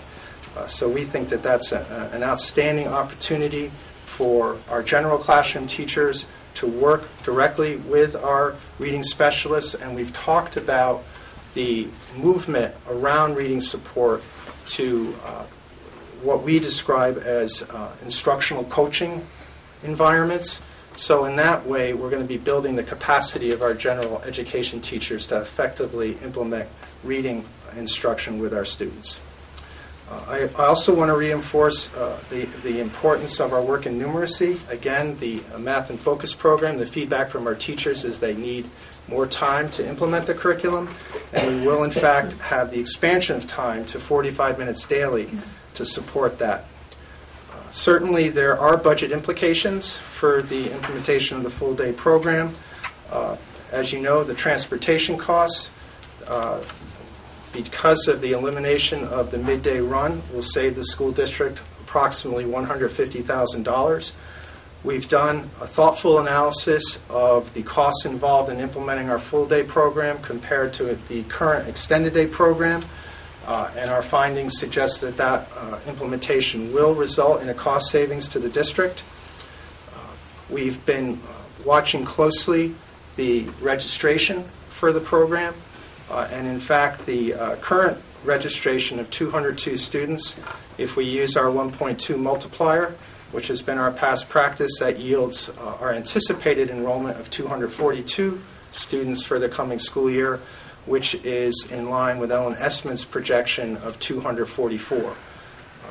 We've also been looking at the current enrollment in terms of students entering who will be 4 when school starts, and we're finding a consistent percentage of our students, kindergarten students who are registering, to be that percentage is consistent at this point with past practice. Now, which was what, 10? It's approximately in the 15 to 17% range based on our current data. Number of students who, it's just a metric that we look at, the number of students age 4 at the start of the school year. You also look at the number of students who enter at age 6? We have a range across there, yes. And so there is about the same percentage. Every year there are about that many people that keep their children in 5 programs and then they start the year. So we do have the range. Mm-hmm. Okay, so 30 to 35%. It's will not be 5 years old. It will either be older or younger. Yeah. Mm-hmm. And let me say that they don't start the year at 6, but earlier in the year they're 6. You know, they are 6 sometime during kindergarten. You can answer the question now or later, but do you think this is going to change if we go to a full day? The trend right now is that it doesn't look like it will. Right now we have, as I said, we've followed the last few years on what it's been, And right now, the trend on the year for coming into next year is very consistent. It's almost exactly the numbers. We have followed that over the last 3 years. Okay. Now, we have been listening very carefully to the feedback that we've been receiving from our parents. And as you've heard tonight, there is concern about this recommendation that's before the Board of Education. So we have made a recent decision to include in our recommendation an opt-out provision. This, if I may just go through the details of the opt-out. The departure time for students will be 1:30 p.m. Families will provide their own transportation. We will try to do all that we can to reduce the loss of instructional time by creating a manageable pickup process where students will be dismissed through the main office. We are going to ask families who would like to consider this option to state their intentions by May. As you know, it's very important that we try to have all the variables in front of us when we develop our class assignments. So in terms of working with students, families who want to follow up with the opt-out provision, we want to be able to make sure that we're balancing those students across the sections of kindergarten. Certainly students who begin the school year and have opted out of the full-day program, they'll be welcome to return and participate fully in a full-day kindergarten program at any point in the school year where a family makes that decision to move from a shorter day to a longer day. Our decision was partly based on the experience of our neighboring school districts who have recently made the move to full-day kindergarten, particularly Richfield, New Canaan, and Darien, who all in the first year of implementation had a similar type of opt-out provision in place for students and families in those towns. So again, I hope I've been able to provide a general overview of the presentations that have been made. We believe most effectively by the leadership of our administrators and the strong participation of our instructional leadership team and our kindergarten teachers. We believe the recommendation is educationally sound. We believe the recommendation is cost-effective. And we believe strongly that the recommendation is in the best interest of our students and families in the town of Wilton. Thank you. You're welcome. Open it up for questions. I have a couple. If a child opts out and 3 or 4 months later decides to opt in, when they leave at 1:30, they're missing the writing in the afternoon, they're missing art, and they're missing music. How are they going to make that up when they come in 4 months later? Well, one of the things is you, with the specials, they wouldn't make that up. They would come in as they came in. One of the things that's understood is that because school is not mandatory for kindergarten until the age of 7, they don't have to have grades in those, so they would just not have, if they did that, for instance, the first marking period, they wouldn't have a grade in PE, for instance, if that's what they missed, and then they would slide back in, because each of the units that the teachers do are not necessarily built in the previous unit. So in specials, they would do that. In terms of writing, the writing is integrated in the morning and reading as well, but the time dedicated to the writing block in the afternoon they wouldn't have. So if they had children that opted out, they would have the writing in the morning with the reading as well, because reading isn't isolated from the writing. In the afternoon, they would miss that piece. And one of the things that you look at is in our history of having even extended day. When I came here 13 years ago, students had the option when they went to with the extended day that they didn't all go to extended day. Some of parents opted at that time to do only a half day, did not opt to do full day. We didn't start having all the children do full day until a few years ago. And so we were used to that kind of thing where children weren't here all the time. And then we found out that that was really their reading time, but they missed it. And they just slid in when they came. So most of the kids started by the end of the year, and they just picked up where they were, and the teachers, like they do now, where the children are at all different levels, they pick them up at that place. I would say that when we presented the full-day kindergarten, we really believe strongly in the full-day kindergarten. We would like to have all the children participate in that. But we understand that parents have different thinking for their individual children, and we want to value that. And so we realize that that can be a compromise kind of approach. Questions? Can you take us through first and second grade again and the replacement of the paras with the reading teachers? Because we have now, we've reduced the number of teachers by 2, so we've had 2 sections. We've added 2.35 reading teachers and reduced 3.65 paras. So now how many will we actually have? If I may interrupt, it's actually 2.65 paras. There's an additional 1.0 clerical reduction. Yeah. The way it would work is that right now we have paras that serve first and second grade during their reading block. That's who assists all the first and second grade teachers right now. Cheryl, how many assistants? How many? We have, in the numbers you've seen, number 10.55. It's different versions of different bodies. There's like a half time, a 0.6, that sort of thing. And so, but it ends up to be that FTE. So those are 2 grades that currently we have a para assisting each of those classes in those 2 grades. So by reducing it to 7, because kindergarten's only 1 grade, we're reducing the paras and putting them into the kindergarten. I recognize that it's 6.95, but the way it works is that it's still 7 individuals, and those 7 would work with 1 block of kindergarten, and then they would go and work with the next block of kindergarten, and they would do that in the afternoon. So that's how the paras are assigned. In terms of the first and second grade, the request for the additional reading teachers would have us to 7 total. So they would do the same thing. There are the sections in the morning they would work with reading, then they would go the next block of reading. In the afternoon they would go to second grade, first block of reading, and then the second block of reading. So we're not decreasing any support to first and second grade, we're actually improving the support, and we looked at it as a better practice for assisting the first and second grade. And that's the reading teachers rather than paras? Yes. The 2.6 core paras that are being reduced, their primary function was to support literacy? Yes, their primary. And that was, I understand the question because that's a little confusing in the budget because they're dedicated across different fields and different line items. Yeah.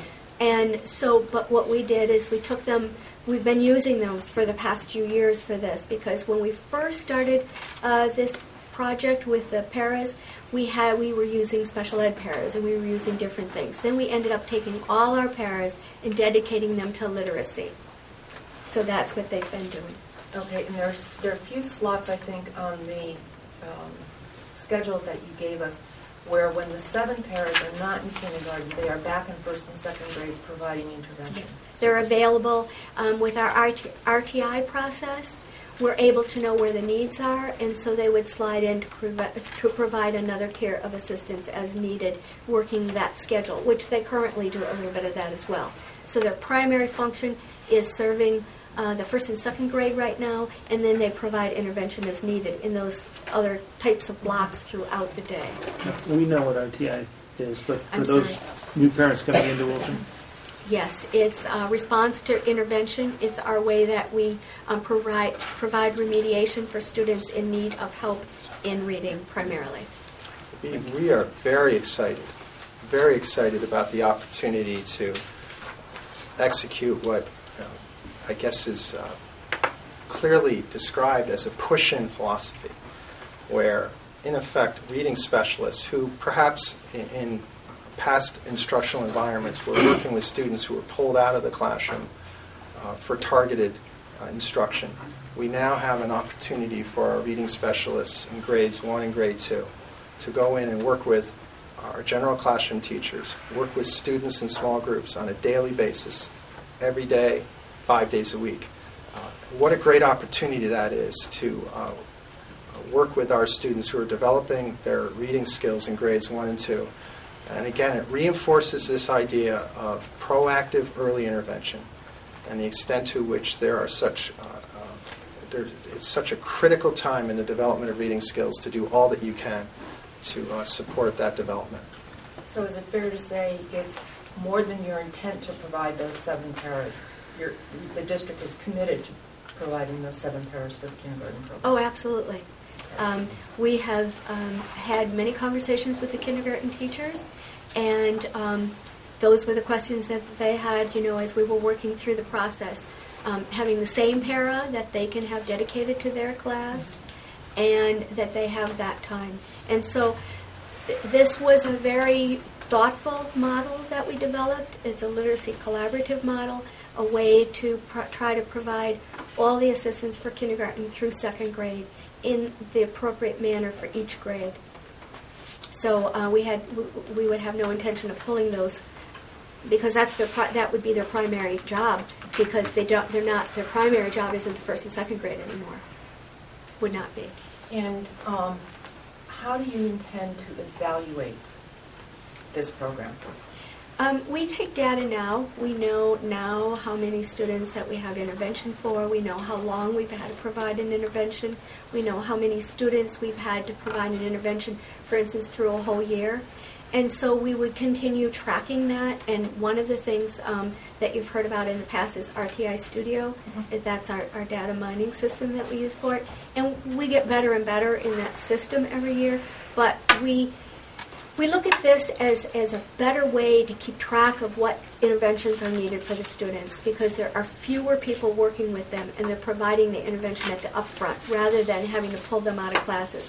So we will continue collecting that data to see where our students are performing at the end of kindergarten, at the end of 1st grade, and at the end of 2nd grade.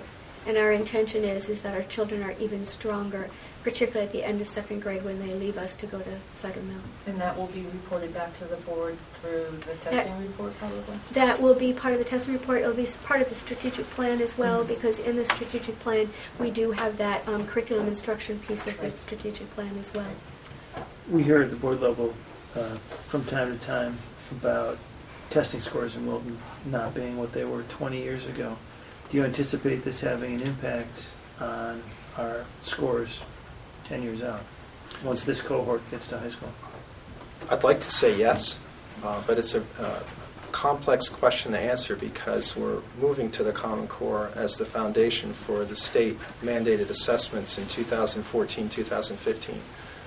So students who are currently at Miller Driscoll this year, next year, they'll be some of those students will be in grade 3 in 14-15, working in what's best described as adaptive testing environments with a curriculum that's aligned with the Common Core. We fully expect our students to be highly successful, as they are now. So irrespective of that variable, which I think we need to acknowledge, we do hope. It's difficult because different students take on different complexities. Different cohorts can take on different complexities in terms of their overall performance. But we expect that early intervention will lead to improved performance in reading and writing. And we expect that will be demonstrated in the standardized assessments that students take, not only state mandated, but locally. I was interested in the feedback from the teachers that the Math and Focus program, they wished that they had more time to implement. Is that because the curriculum is bigger, longer, larger than Chicago, or is it because the concepts are more difficult for the children to grasp? I think a teacher would be best to. I don't know if anybody would be willing to. Yes, no. Right now, I think it's a learning process for us, so I think we are finding our way through it. And because it's maybe new. Taking a little bit more time, but also there's more opportunity for hands-on. We're working in pairs. The kids are really getting a feel for the concept in all different avenues. So as far as First they're working with it as a whole group, then they're working with it in pairs, with manipulative, and then we're moving on to workbooks.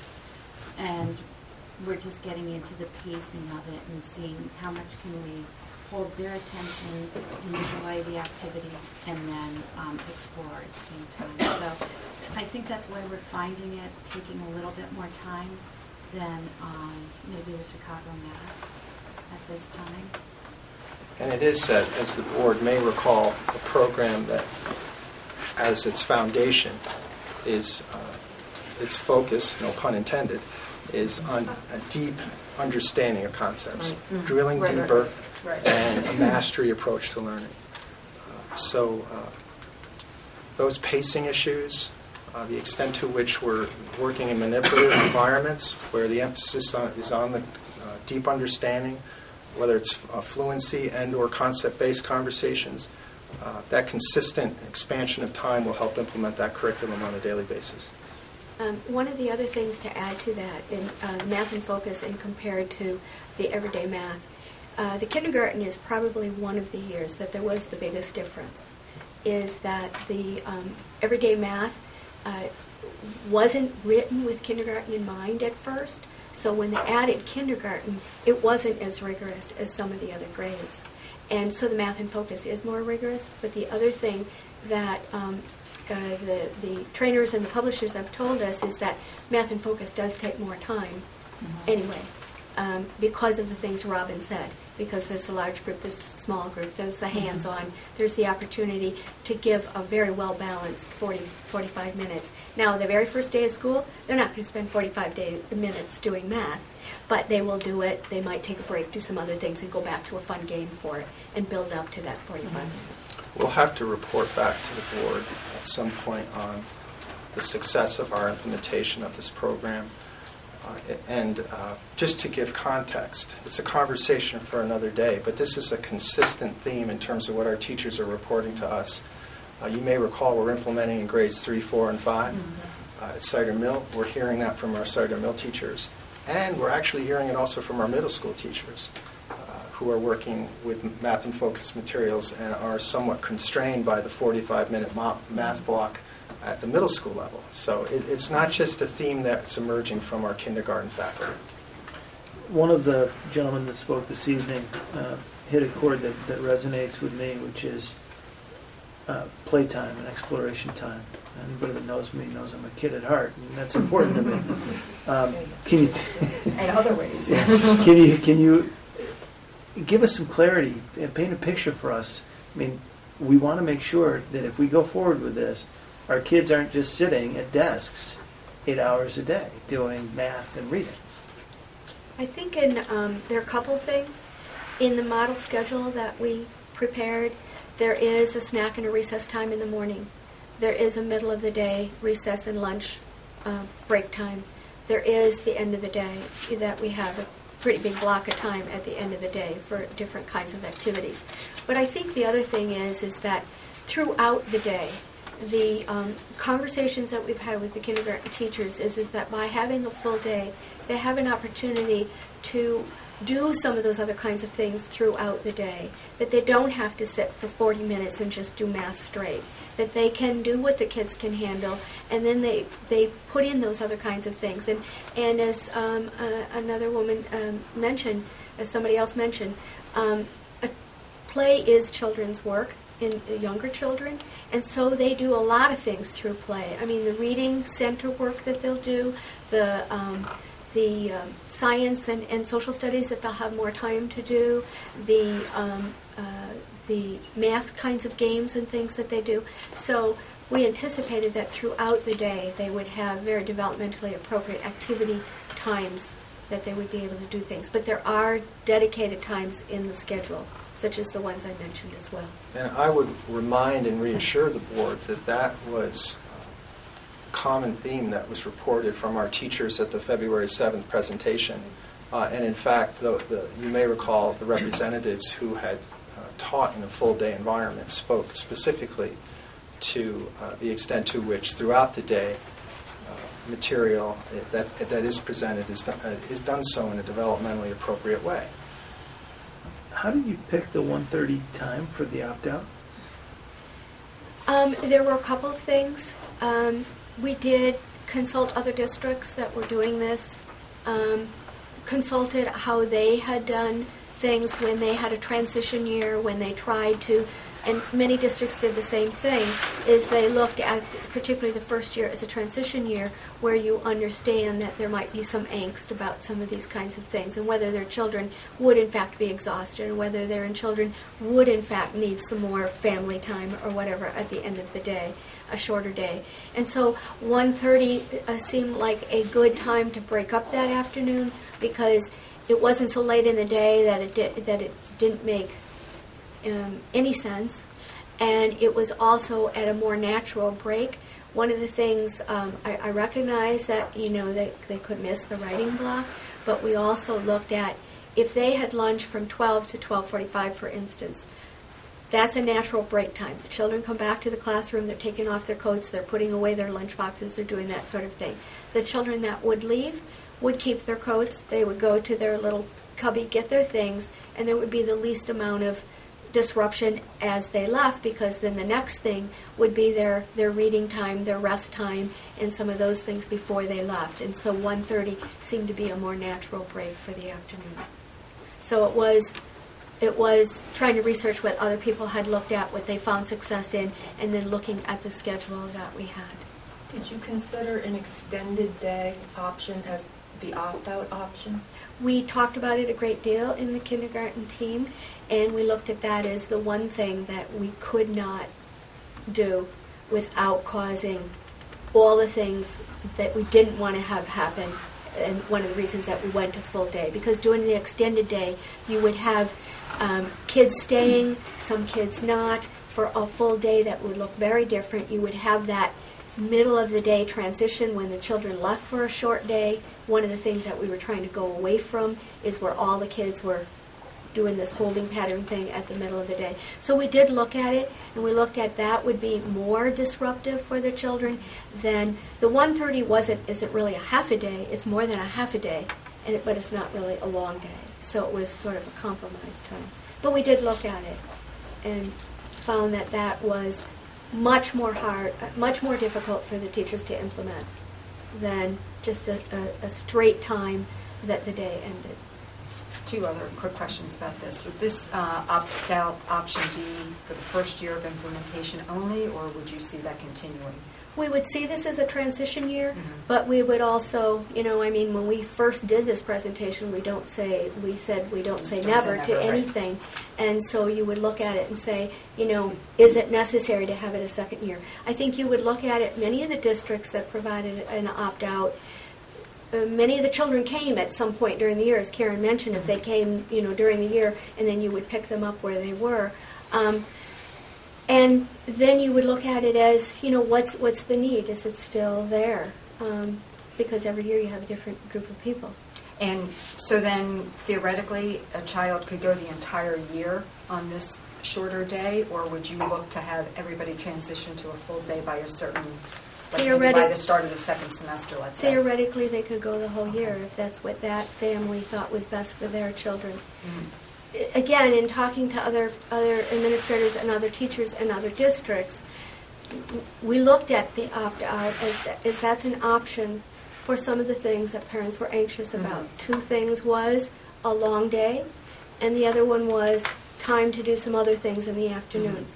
So you just gauge that by what those families think they want for their child, and they weigh the options. Do we risk increasing the class size at the other full-day kindergarten levels as the parents transition their children out of the opt-out? And they opt out of the opt-out and go back into the full day. No, because they would only have 10 children or 5 children left in there. No. What we would do is we would look at what the makeup of the numbers of those would be, and we wouldn't have them all in one class. They'll be spread. That wouldn't just be a good balance in any way, for those children or for the other children in the class. So, no, I don't think that would make that kind of big difference, because they would spread out among the classes. These students would still be members of those classrooms. Right. And It's just that they wouldn't be there part of the day. Right. And when we build, we're looking to balance class size across the sections.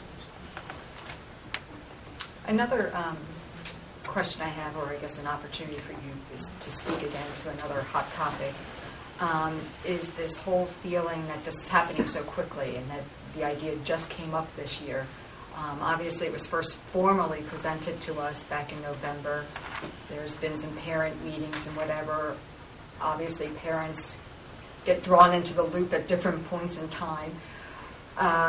But this is something that has been on the back burner and in development over the last several years. And I just wanted you to be able to have an opportunity to speak to that this is not something that Cheryl woke up October 1st and said, oh, I have this great idea, let me put this together. So I wanted to give you the opportunity to just speak to that, because that's been an ongoing concern that I'm reading in emails and people in Stop and Shop are asking me about and that sort of thing. So, well, if you care to.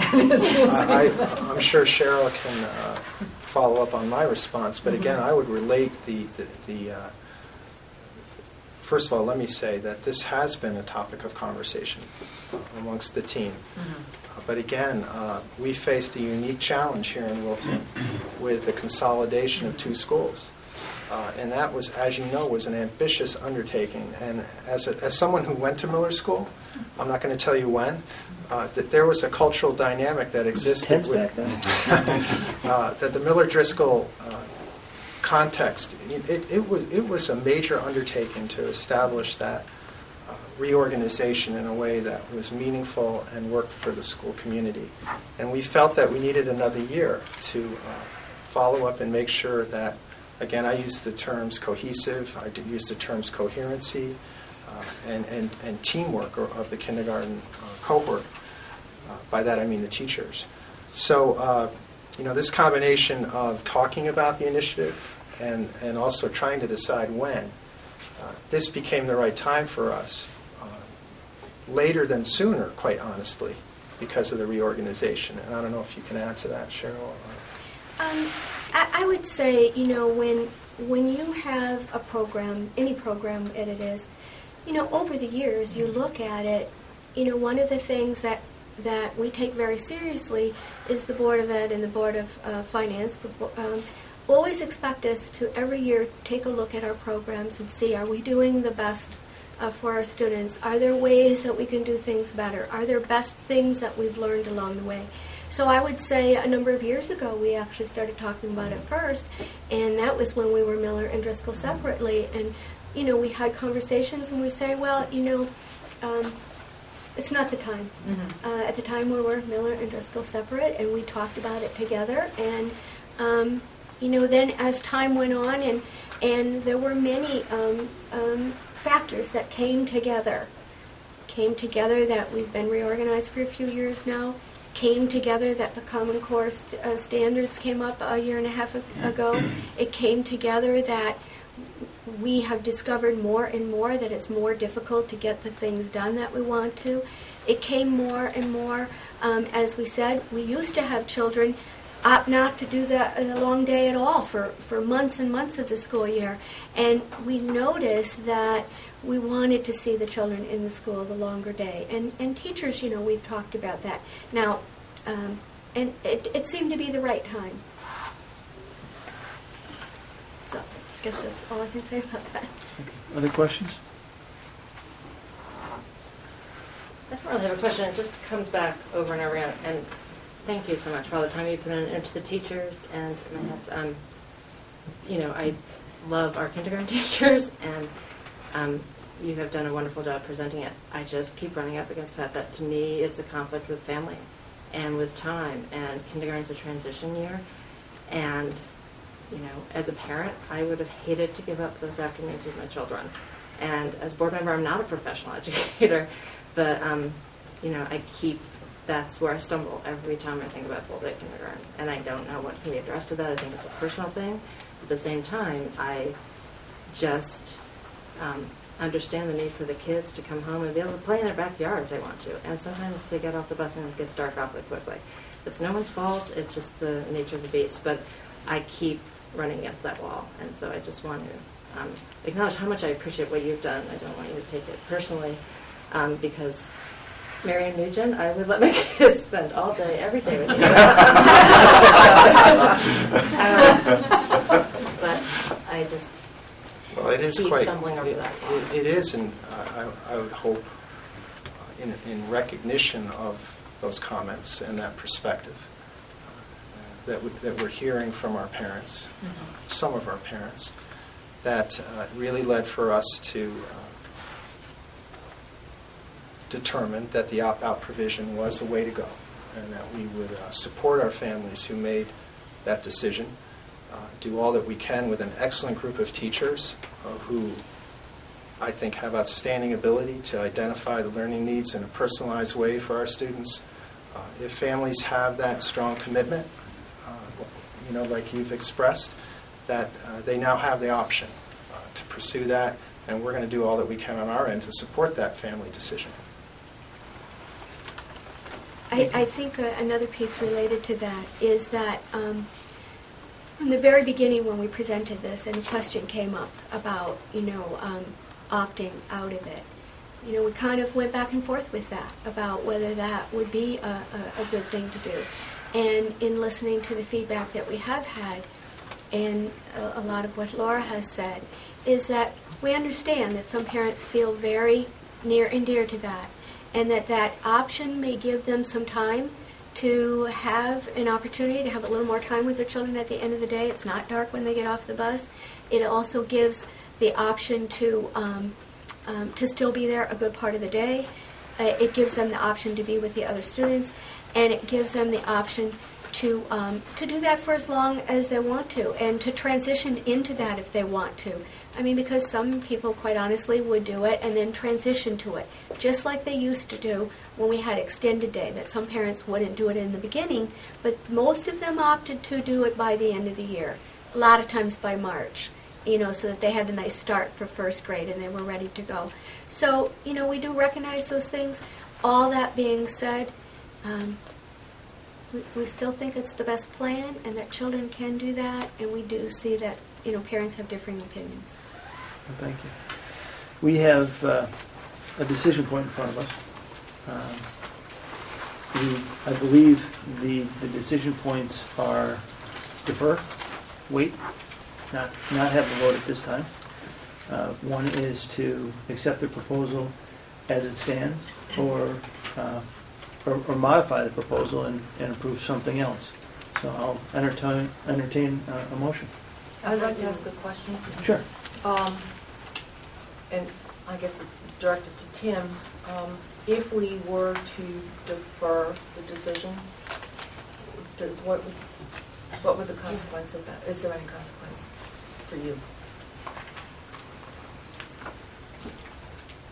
Well, my impulsive reaction to the question is I would feel frustrated as a school administrator, as an instructional leader, because I do think this is what's best for students. I would understand that recommendation, but it would frustrate me. I do think that, quite honestly, deferral will invite the same arguments a month from now, 6 months from now, a year from now. And I think the board needs to be mindful of that. When is the right time to make a decision of this magnitude? So, I say that respectfully of the countering points of view that we've heard, which have been given quite eloquently by a range of our parent community. But that's the perspective I have. It also delays. Would it delay the implementation? Delay planning for implementation. Well, Should that be the route? I think, of course, it will delay it somewhat. I think my question would be defer it for another month, another year, another, what would be the deferral plan? What would be the purpose of the deferral? To get more information, to just have longer to think about it, to that would be the question. Because if the deferral were just to wait like another board meeting or another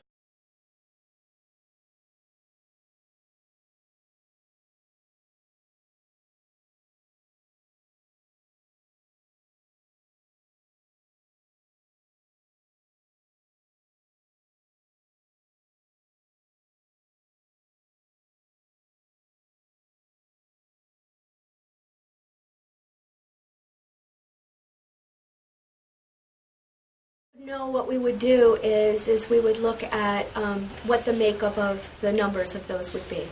And we wouldn't have them all in one class. They'll be spread. That wouldn't just be a good balance in any way, for those children or for, the other children in the class.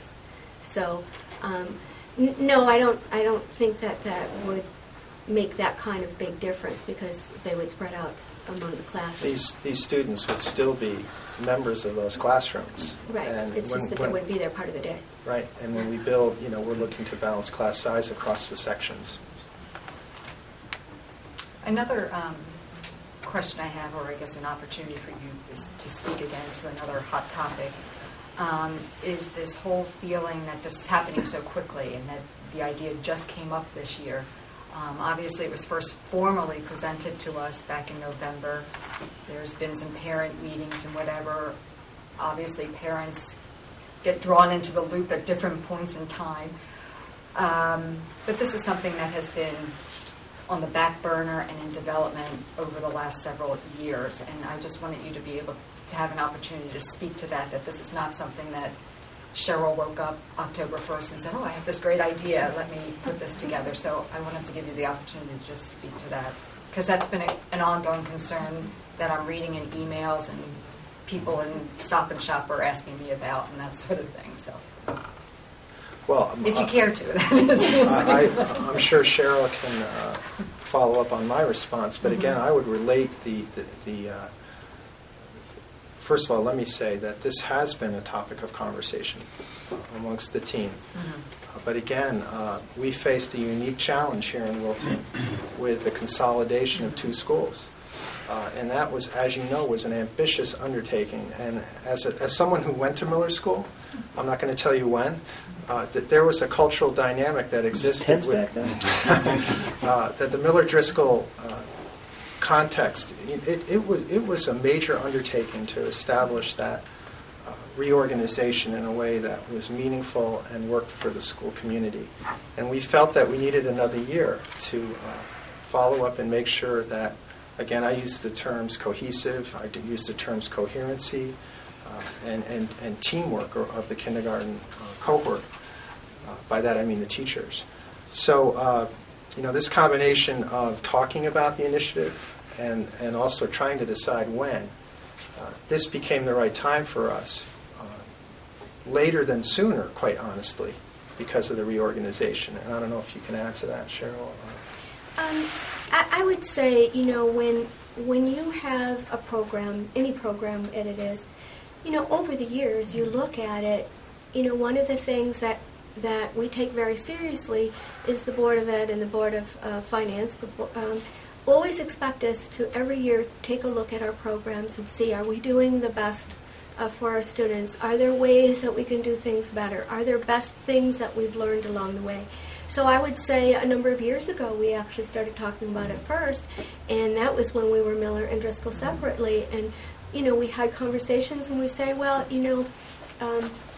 it's not the time.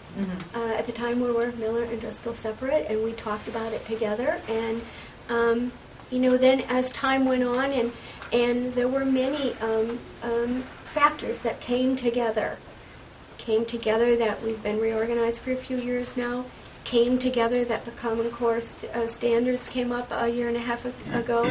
It came together that we have discovered more and more that it's more difficult to get the things done that we want to. It came more and more, as we said, we used to have children opt not to do the long day at all for months and months of the school year.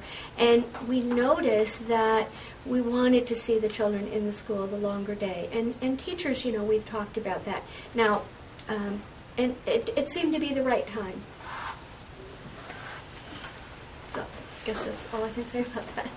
Other questions?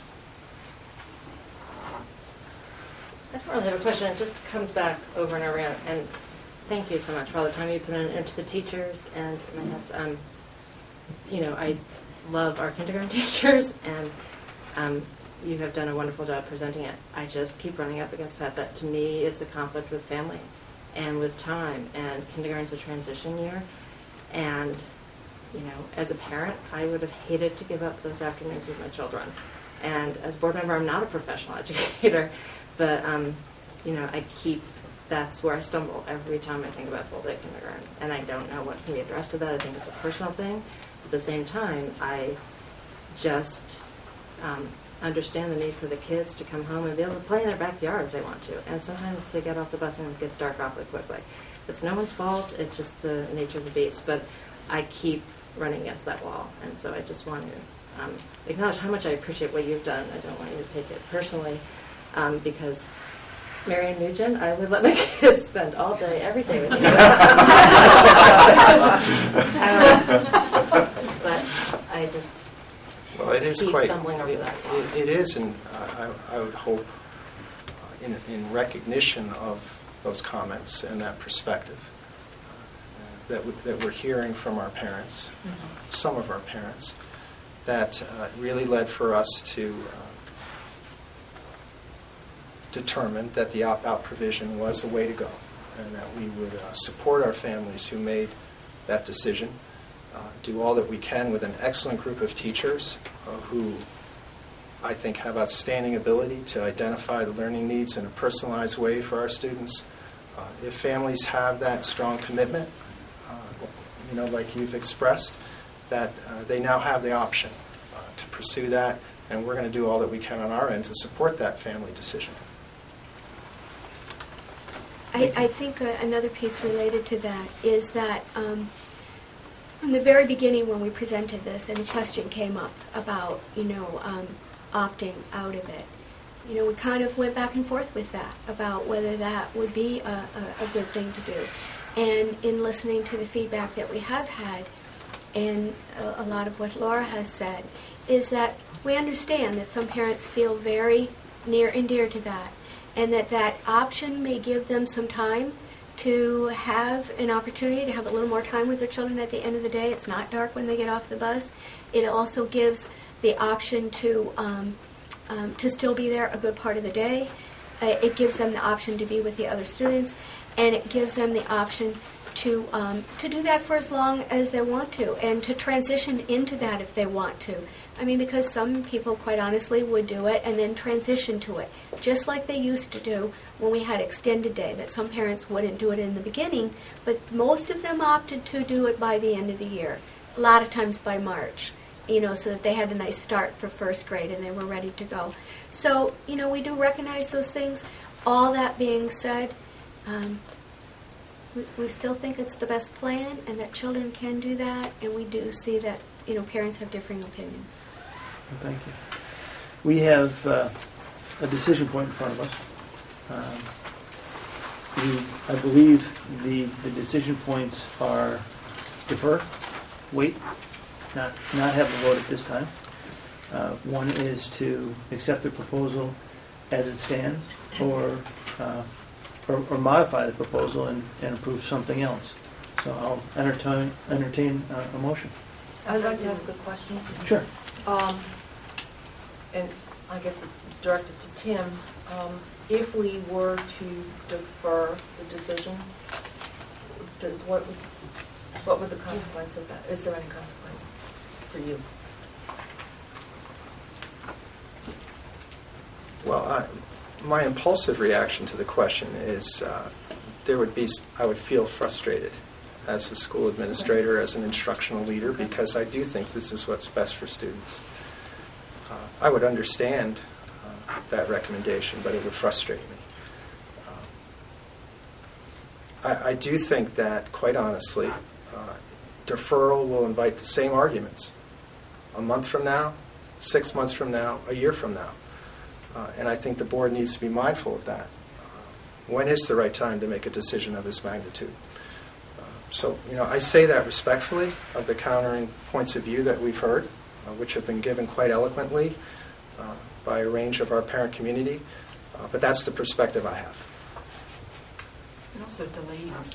Well, yeah, would it delay the implementation? Delay planning for implementation. Well, Should that be the route? I think, of course, it will delay it somewhat. I think my question would be defer it for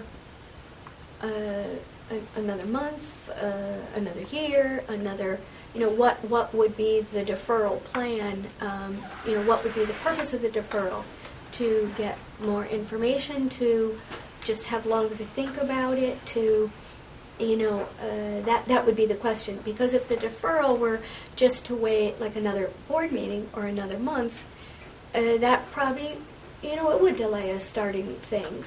Not that we have to start tomorrow or anything. I mean, it's not like it's a big rush thing. It just makes more sense to be able to plan for that. This is around March, late March, is when you start planning for the next year. March, April. Well, we have budgetary considerations. Sure. We never did this for budgetary reasons.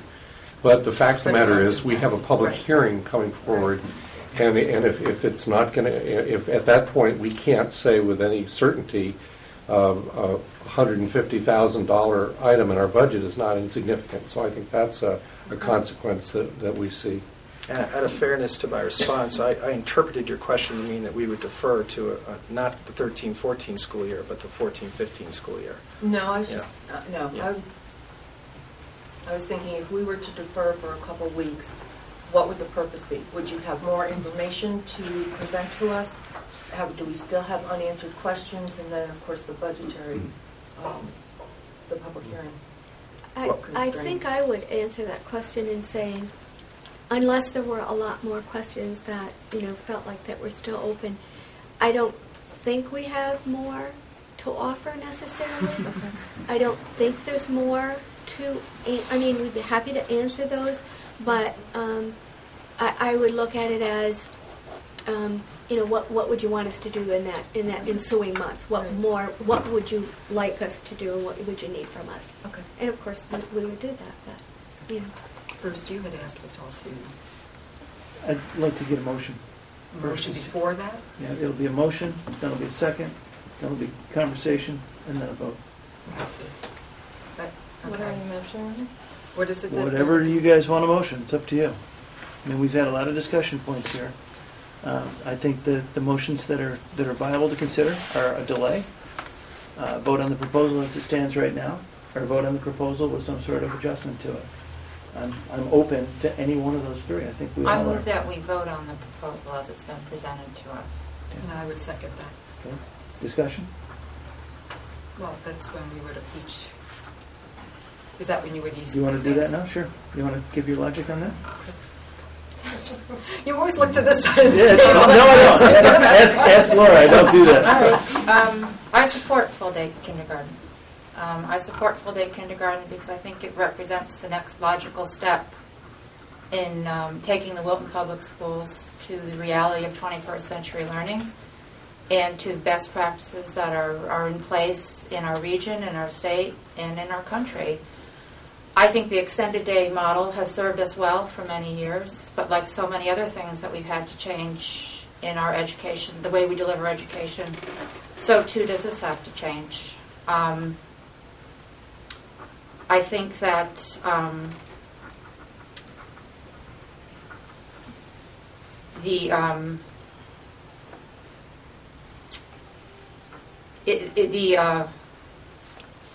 sorry. Sounds like syllables. I think that the way that the kids are showing up at kindergarten these days, increasingly prepared. My God, when I went to kindergarten, I was telling Barbara Quist, we learned how to skip and tie our shoes. The kids that are showing up today are increasingly prepared. I've long felt that our extended day program is not adequate to stimulate these kids. I know from my own experience with my children, I wish that the Board of Education had done this then. I'm not surprised by the data we've seen showing that a significant number of our kids supplement their half days by going on to additional programs elsewhere in the district from the school. So I was also not surprised to hear our kindergarten teachers speak so passionately about how much they'd like to have the kids for the longer days. Again, going back to my experience, I remember our kindergarten teachers telling me that the days were just never long enough. There was just, now the curriculum has even developed more so with a more academic flavor. I've been in touch with board members, teachers, and parents in surrounding districts who have all implemented the program in the last couple of years without exception. They tell me that it's been a seamless transition. To that end, though, I hear the parents who say that they just don't know if their children are ready to make that transition, which is why I think the opt-out is a nice compromise provision. I'm grateful to for all the time that Mrs. Jensen-Gerner, the teachers, and the administration has put into developing what I think is a very thoughtful and comprehensive proposal, and recognizing the opposition that there is to the recommendation. I hope that those of you who are opposed to it, first of all, thank you very much for the time and energy you put into developing your arguments. It says a lot to you that you came out and got involved. It's easy to stand in the village market and vent to each other, but to come out here and put your names to a letter and things says a lot about your passion for this. But I hope that, if nothing more, you are persuaded that the administration and this board is acting in the best interest of the children and nothing more, regardless of tonight's outcome. So with that, I give the proposal my support. Thank you. Laura?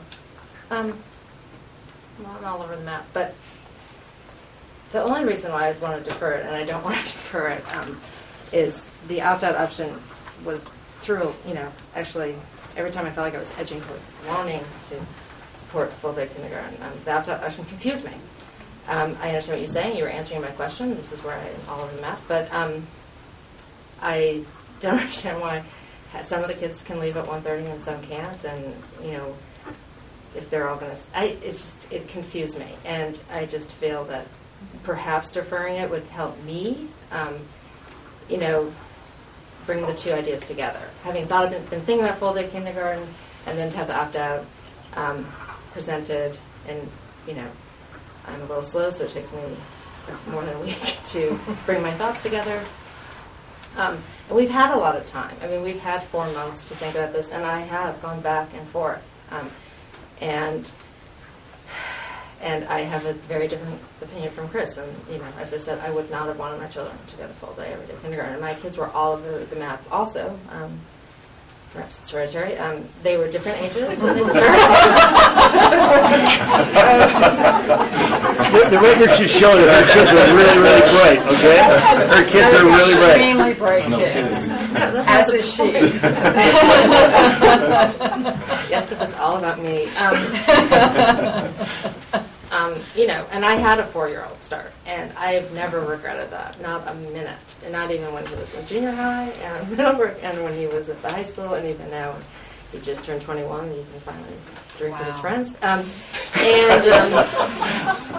that was the right thing. And he probably could have handled full-day kindergarten. Actually, well, maybe all my kids would have. Maybe it is a question of the parents, but I do think I never felt they were bored coming home on the bus, and Bruce has gone an handful for me, but I kind of think this week with the opt-out with the high school, with my daughter going in at 10 instead of during CAP testing, I love that time. And every family is different, but I just keep stumbling across that, and I'm not making any sense, and I apologize for that. But I really do.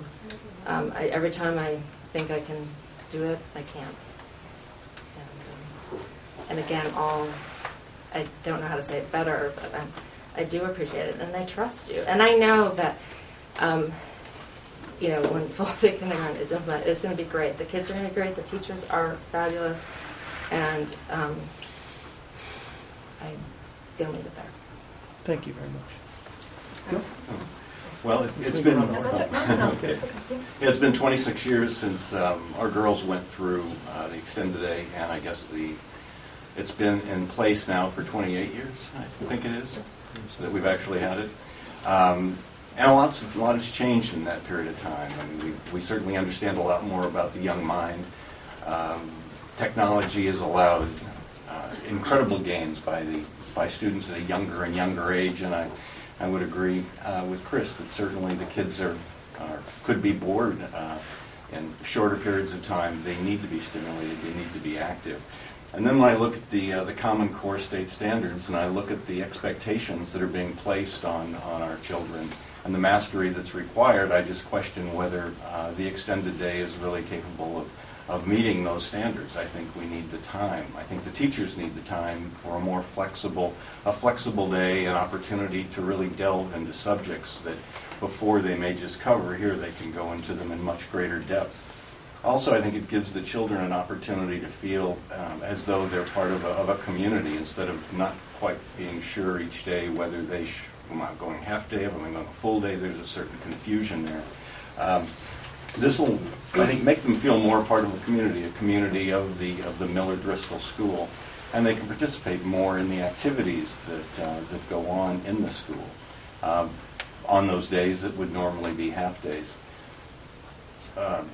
I came here thinking that I was going to offer a motion to strike the opt-out because I really didn't like it. I think it's a distraction, and I think that it's a disservice to the children. However, Laura's persuasive arguments have convinced me that I think that it should be offered because there are parents who feel that they do want their child to be home.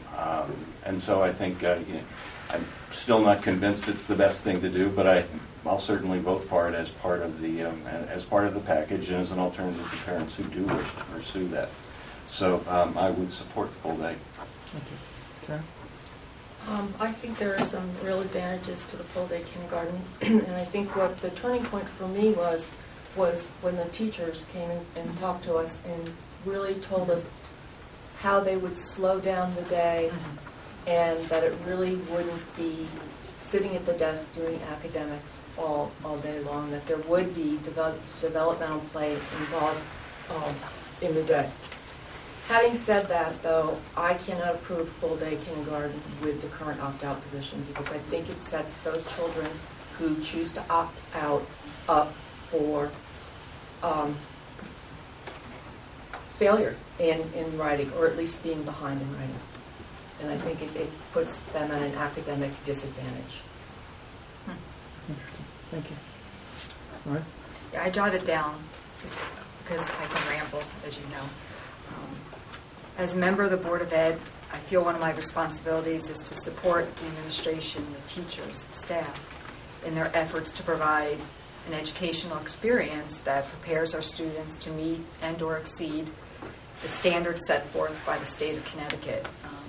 And over the years, the Wilton Public School System has done an outstanding job doing just that. But the world around us is always changing, and as a result, educational standards change too. So our school system is on a never-ending path of continuous improvement towards excellence. I support the proposal to move to full-day kindergarten, and I believe the administration has clearly and convincingly demonstrated why and how a full-day kindergarten program will be a great benefit to our youngest learners while in kindergarten and beyond. We, the board, have asked the administration many questions, and so have the parents, to which I'm very grateful for all your feedback, because some of your questions really, was food for thought for me, and it fed my questions to the board. So I really value your input and your involvement in this process, and I thank you for doing so. I feel the administration has answered all of these questions to my satisfaction. I feel a full-day kindergarten will better prepare our students for the first grade based on the new Common Core standards. It will create an easier transition to first grade, thereby making first grade more productive. It will provide a more socially developmental program and grow the community spirit among the kids, and allow for a more elastic schedule with fewer disruptive transitions. And full-day kindergarten will support a more one-on-one child-centered learning experience, thereby hopefully reducing the current need for interventions in the first and second grade. To the parents who are concerned about whether or not their child is ready for kindergarten, I feel for you, because I had the same concerns not too long ago when my youngest child was in preschool. But with the guidance of her preschool teachers and her preschool director, who's here tonight, we decided to give her a gift of a year. and enrolled her in an additional year of preschool. And our decision to do so really paid off. When she did start kindergarten a year later, she was more than ready and would have thrived in this proposed full-day kindergarten program. And I encourage parents to consult with their child's preschool and decide what's best for them. Because as a public school system, and sometimes I think in a high-quality, high-achieving school system like Wilton, we sometimes forget, in fact, that we are a public school system, but in fact we are. But we cannot, nor will we never be all things for all people. But the Wilton Public School System strives for excellence and is not content to be just a typical public school system. We provide a full spectrum of educational experiences, from our special education programs to differential classroom learning, specials in arts and sciences, athletics, music programs, to AP high school courses, all of which help us become most things to most of the kids. So I think the addition of the full-day kindergarten will be just yet another stepping stone on our path of continuous improvement towards excellence. So I do support the program. Thank you. You know, as Mr. Whalen pointed out this evening, you know, there's a propensity to come into meetings like this with your mind moving in one direction. And I have to say that tonight's discussion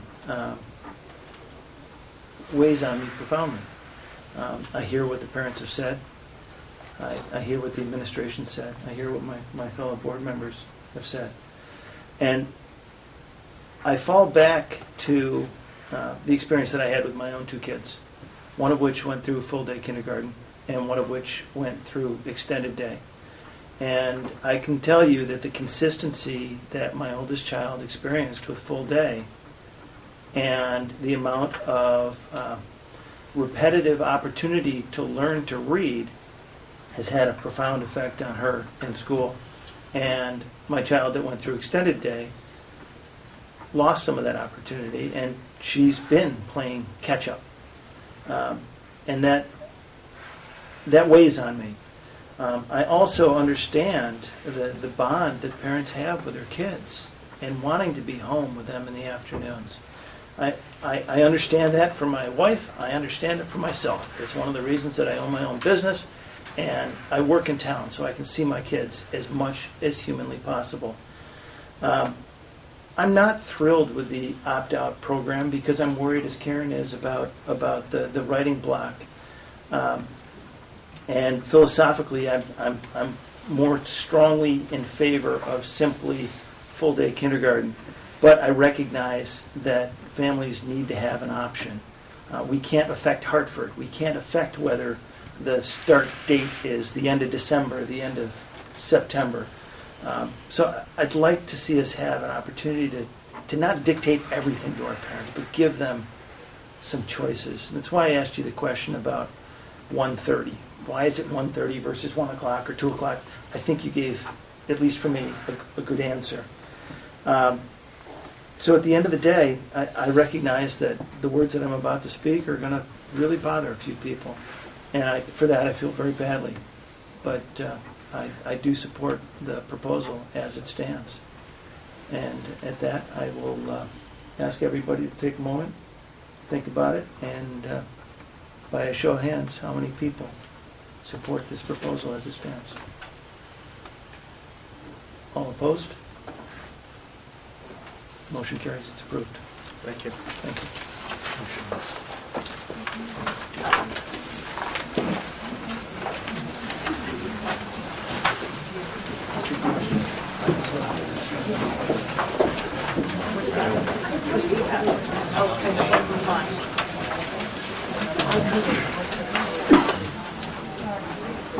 Next on the agenda, we have two policies to review with Mrs. Paul. They're scheduled to last about 15-20 minutes. Is that accurate? Hopefully less. Hopefully less. Okay. Should I not take it personal? They're leaving intros for fiscal compliance. They're interested in Interested in this? We think it's compelling. Oh, yes. Yeah, it's probably.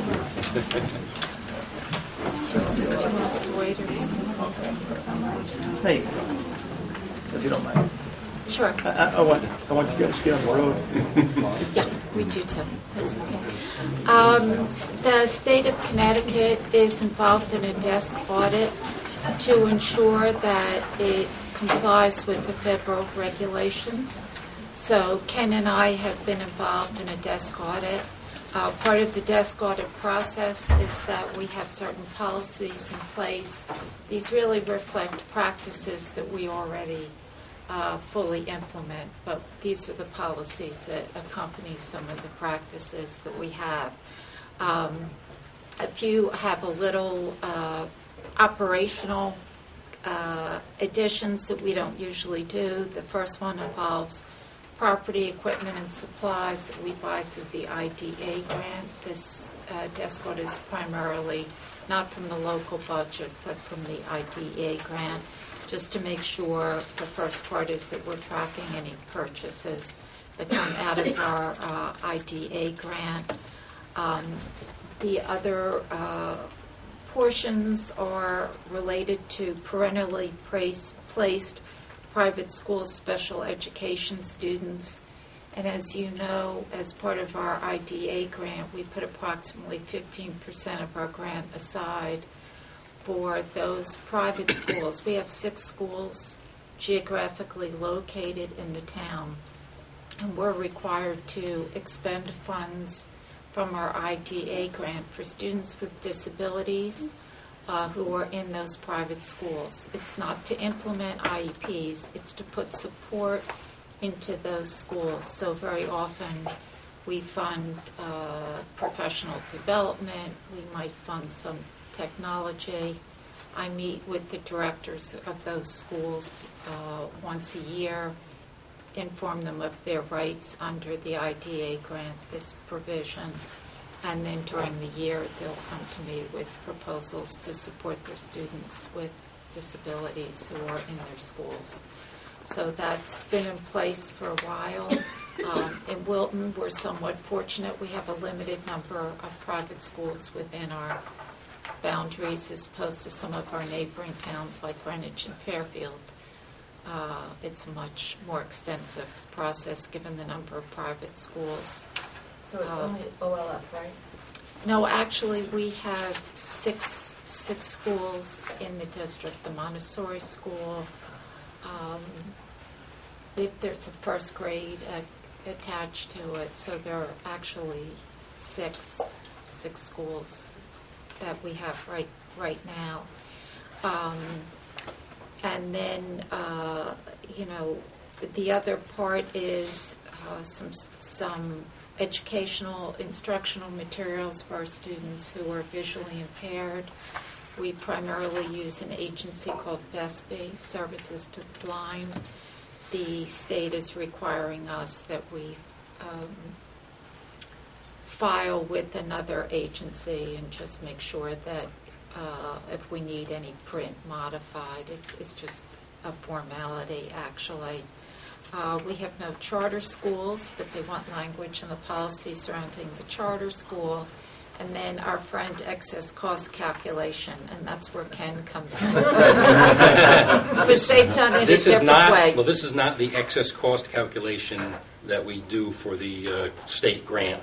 This is what the federal government is calling an excess cost calculation, where they want us to go through a calculation that shows that we are spending at least the same amount of local money on our special education students as we are on our regular education students before we spend any federal grant money on those students.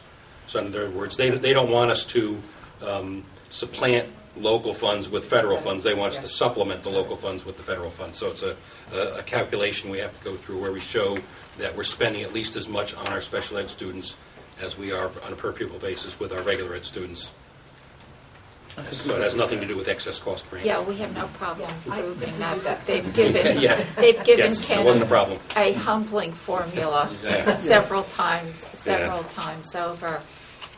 So that's one policy, and the second policy is just our policy surrounding alternative assessments for students with disabilities, and we certainly have that practice in place. Those are typically PPT decisions based on the students. And these Areas policies. of disability. Policies are straight off the Shipman and Goodwin printing press, modified. With our numbers. These are both new. They're both new and they're both required. Yeah. Yes.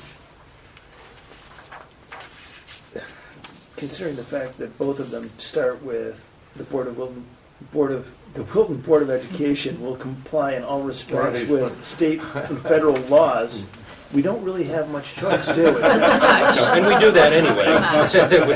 The only thing we were lacking was a policy saying we would do it. Barring any questions, can I have a motion to approve these? So moved. Second? Second. All in favor? Aye. Aye. Thank you. And we Thank you. also did clear the house, so that's... You know, we have that way.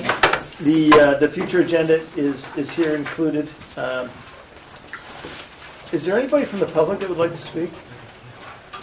Seeing none, I want to close by saying I cannot thank my board members enough for the thoughtful consideration that each of you put into this evening. I greatly respect each of your thoughts, your opinions, your perspective, and your dedication to this board, so thank you. And with that, motion to adjourn. So moved. Second. Adjourn.